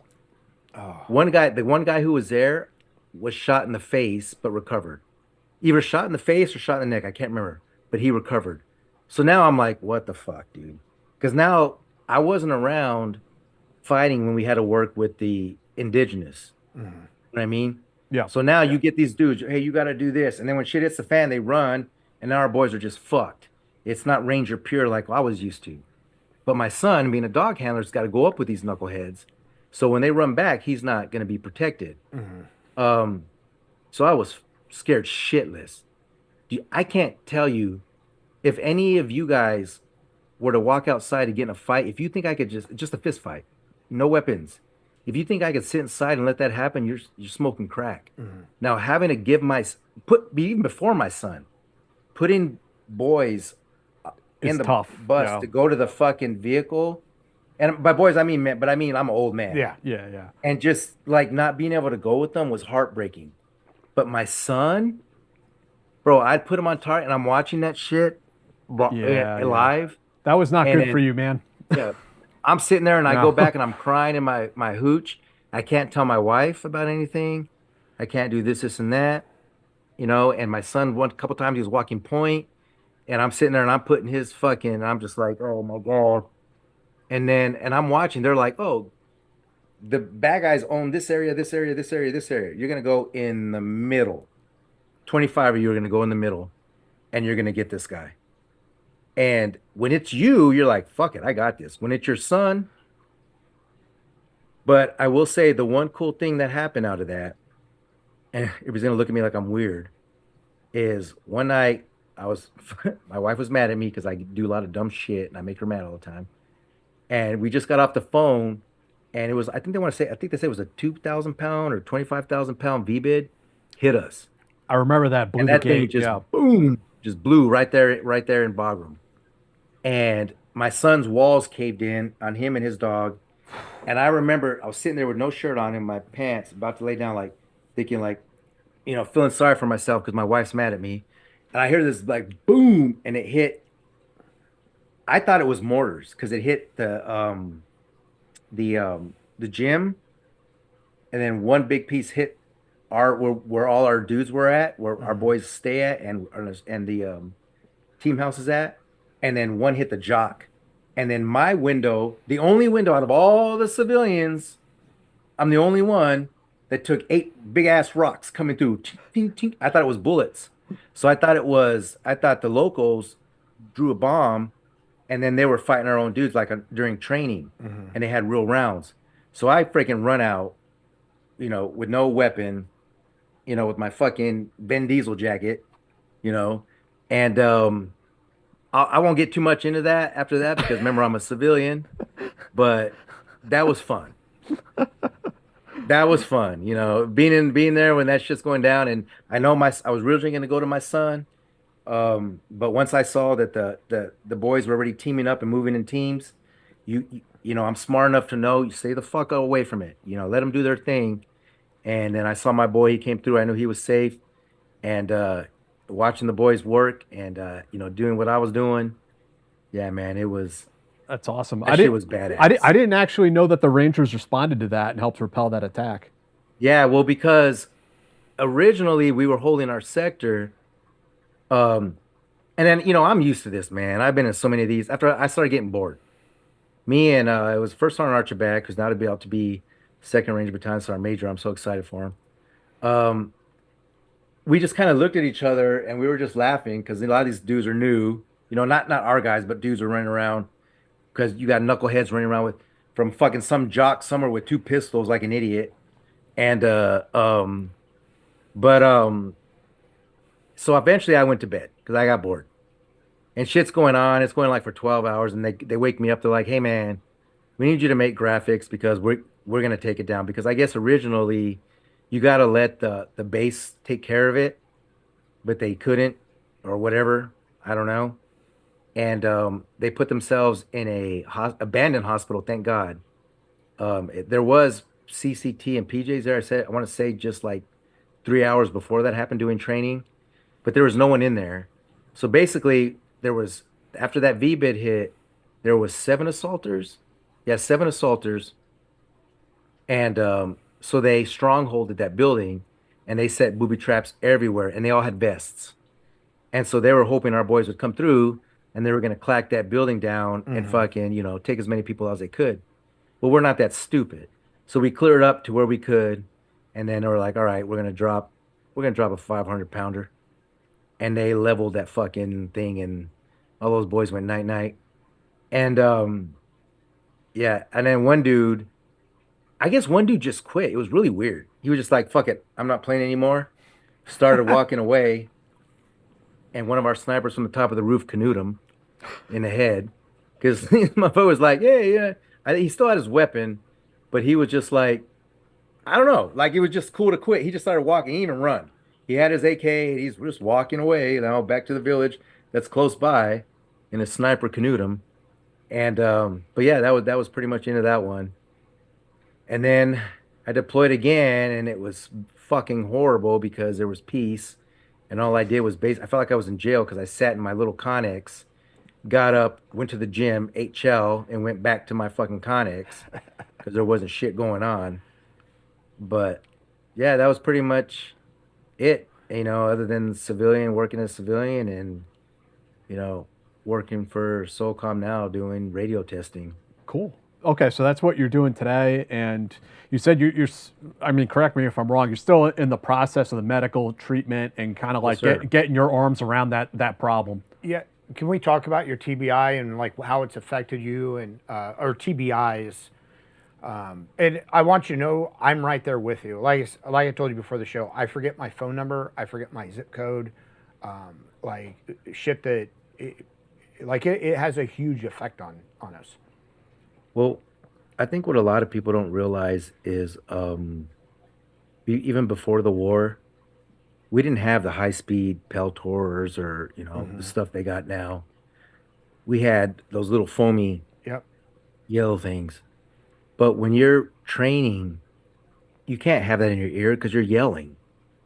So you take them out and you're shooting. That alone right there is just constantly jacking you up. And then what are you supposed to do? You're only allowed to shoot like what 3 Gustav rounds a week or some shit. Yeah. Yeah, but when we go and we would do MLATs, and where MLATs is when we would work with 160th, and it was just the fisters, and we'd call in helicopters, and we would try to use the Gustav to mark targets, but they would give us a ridiculous amount of rounds. So now we're doing a spendex, so everybody's shooting 10 fucking Gustav rounds in one day, which I don't know if it's true, but it's supposed to put like a little hole in your heart after every fucking round or whatever you shoot down. But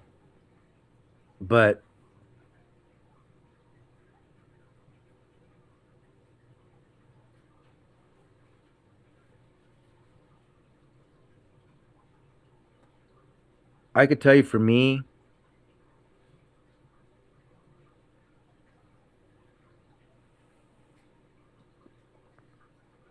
it hurts because I have an amazing family. My youngest daughter just graduated as an RN. They're in Las Vegas. My other daughter lives with me. My son's doing amazing. I had two amazing grandkids. And I just want to be happy, you know? And it's like,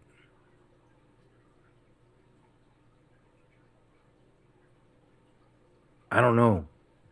Because I don't know what the fuck's wrong with me. Well, it's jumping from one life and one identity onto the next, and whatever comes next for you in life. But you know, there is something else out there for you, 100%. There's a whole other life for you after your service. Yeah. It's I mean, I empathize with you because it's I mean, I just talked to a therapist last week about like doing shit for my like for the TBIs and stuff. And it like it alters your mood. It you know, and it sucks like not being as on it as I know I used to be. You know, and you couple that with the physical pain just from being beaten down over the years. So I empathize. I'm right there with you. Like I'm in this right now, like trying to figure it all out. Yeah. And, you know, I think a lot of it is like I have an amazing family, especially on the Chavez side. And I'm just, I feel like I'm not good enough to be around them. I feel like I'm a killer. Um, I know they don't view me that way. They tell me all the time, but I can't help the way I feel. Yeah. Um, I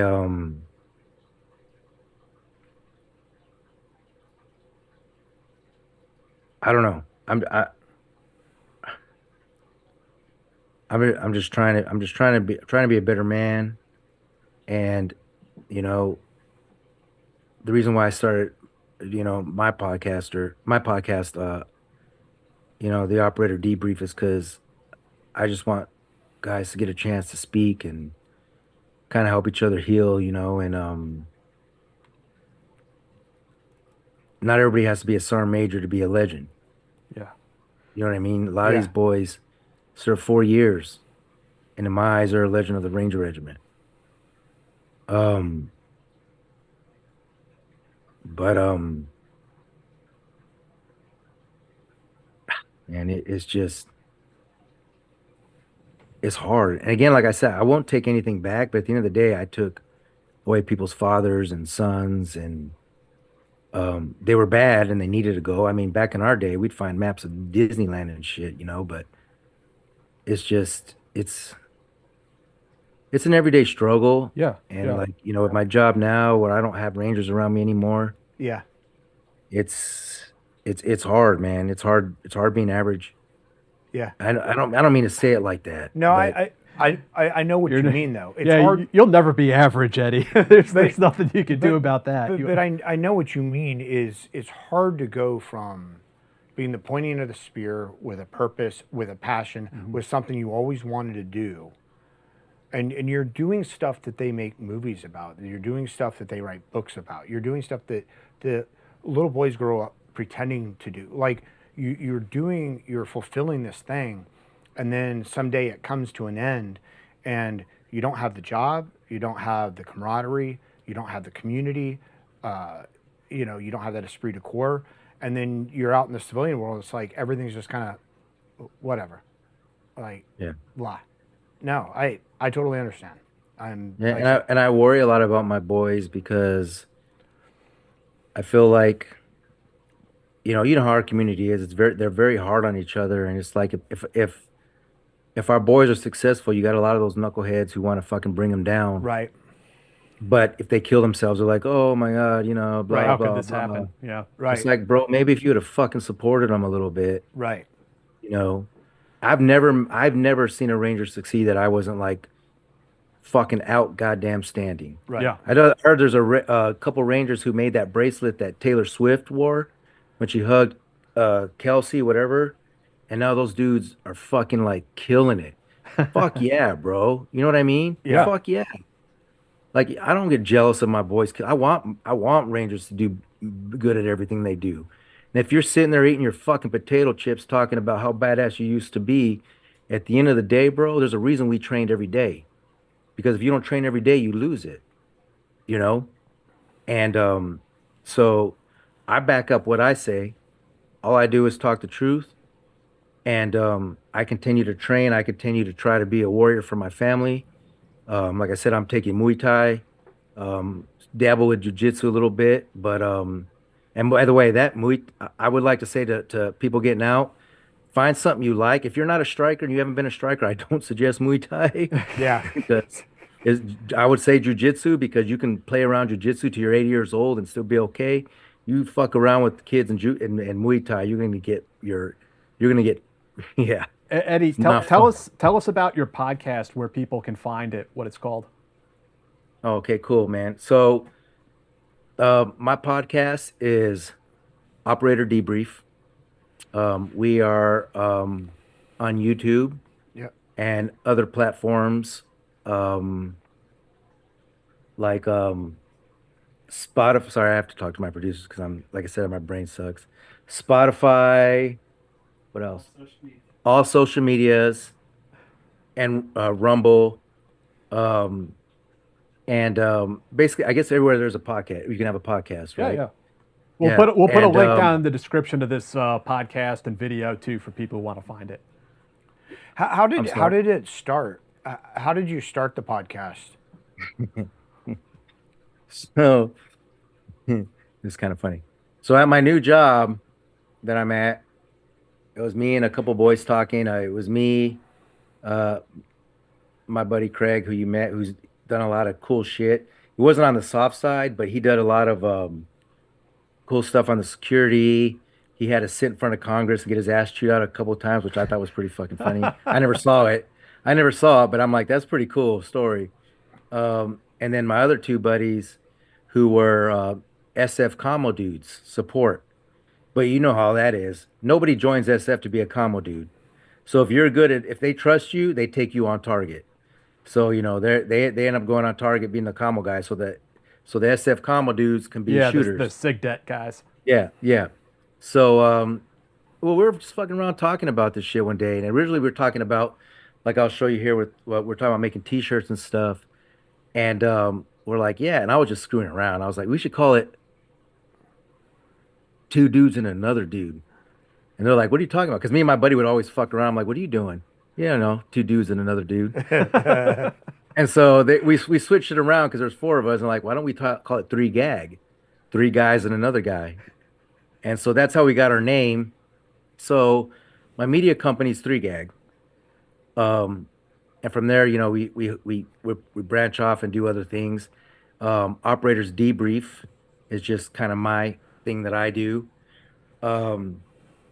We have another company that is coming up called Defiance. Well, we'll just when it comes out, I'll push it out on Okay. on my podcast. But Well, and we let have us really know. cool shirts. We have really Okay. cool shirts like this one here. Sweet. It says my second favorite DP with the dual barrel shotgun, double pump. But yeah, then we got a bunch of cool things like that we're putting in, and we're just making sure we get the right T-shirts we want and stuff before we actually push it Awesome. out. And then yeah, so we'll be pushing merch as well. And then same thing for Operators Debrief. We'll start pushing out T-shirts and stuff for that as man. well. But I have an amazing lineup. I have a bunch of heavy hitters. Pretty excited about boys from this war to Somalia to man. I'm excited. Like we got some boys out there. Awesome. We got some boys out there that we've already recorded.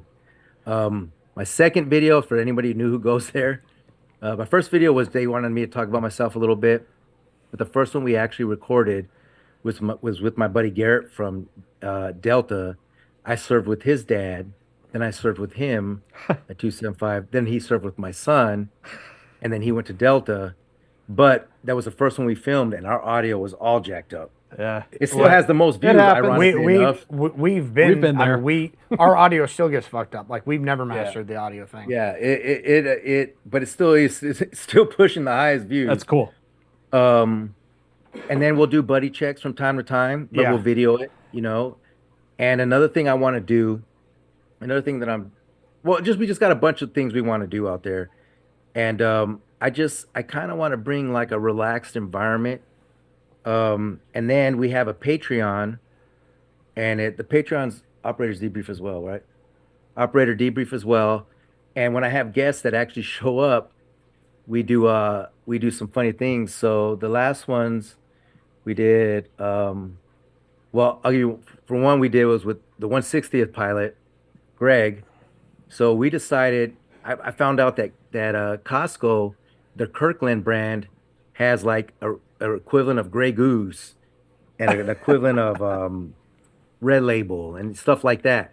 So we had a taste test if we could tell what was what.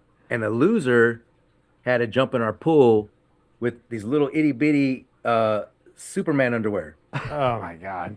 Yeah. So you got to get in our Patreon. You get to see stuff like that. So we have a lot of.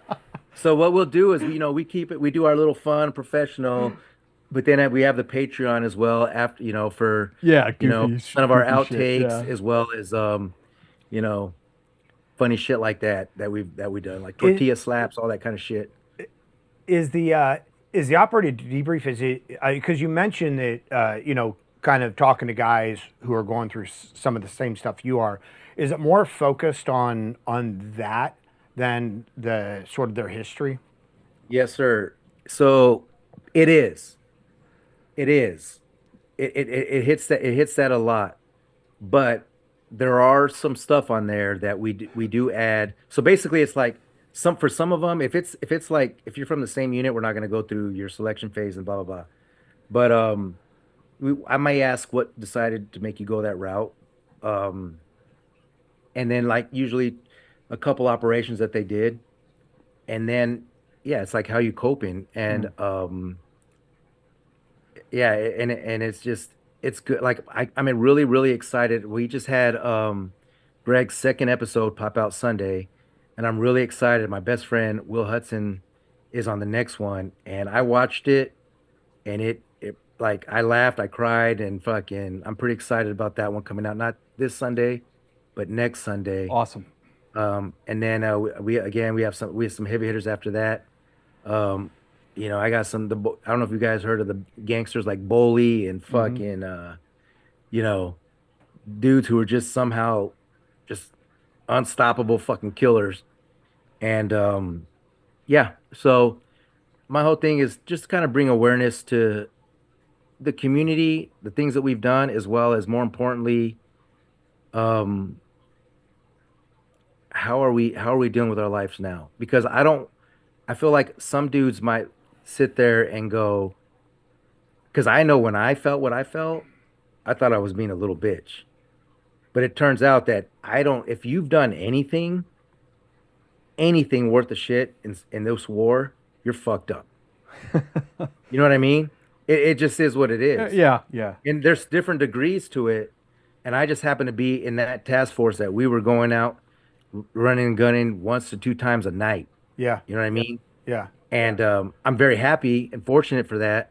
But boy, am I paying the price for that shit now. Yeah. Yeah. Well, No, that sounds fantastic. It sounds like something that isn't really being talked about. It sounds like a very novel idea. We support you. Yeah. I just subscribed. I hope everybody listening and watching this subscribes. I'm excited to listen to some of these episodes you're talking about when they come out. Yeah. Man. No, it's awesome. I hope people go check it out. Eddie, thank you so much for joining us tonight, telling us your Thank you for having story. me. I appreciate you guys, man. Yeah, man. I mean, like keeping it super real too, and it's important for other people out there going through the same thing to hear it, and hear that they're not alone. That like means a lot to people, I think. Yeah, I appreciate that. It's kind of weird talking about it. Yeah, I know. And then you get bumbled up and you just keep talking. It's kind of, I almost felt like it was a therapy session, to be honest with you. Yeah. but that's why I want to do this, man. So my boys can come out here and just kind of let it out a little bit. Yeah, you know? yeah. I honestly, I think that fraternity and the camaraderie is not that it should supplant therapy, but I think that it's the best type of therapy. You know, having, you know, those people that have those shared experiences and seeing that none of us are alone in this. Yes, sir.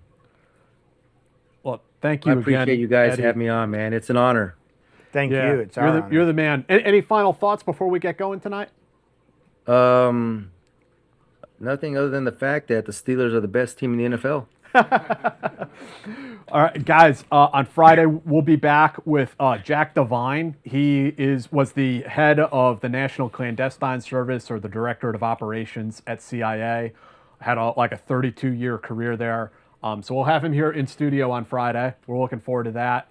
Eddie, again, thank you for spending your Monday evening with us. Appreciate you guys. Thank you. All right. And go check out his podcast. I'm going to be checking it out too. Some of the names you mentioned are people I recognize or even served with back in the day. So I'm excited to hear it myself. All right. Appreciate you, brother. All right. Take care, Eddie. Thank you. All right. Thanks, you everybody. guys take care. Out.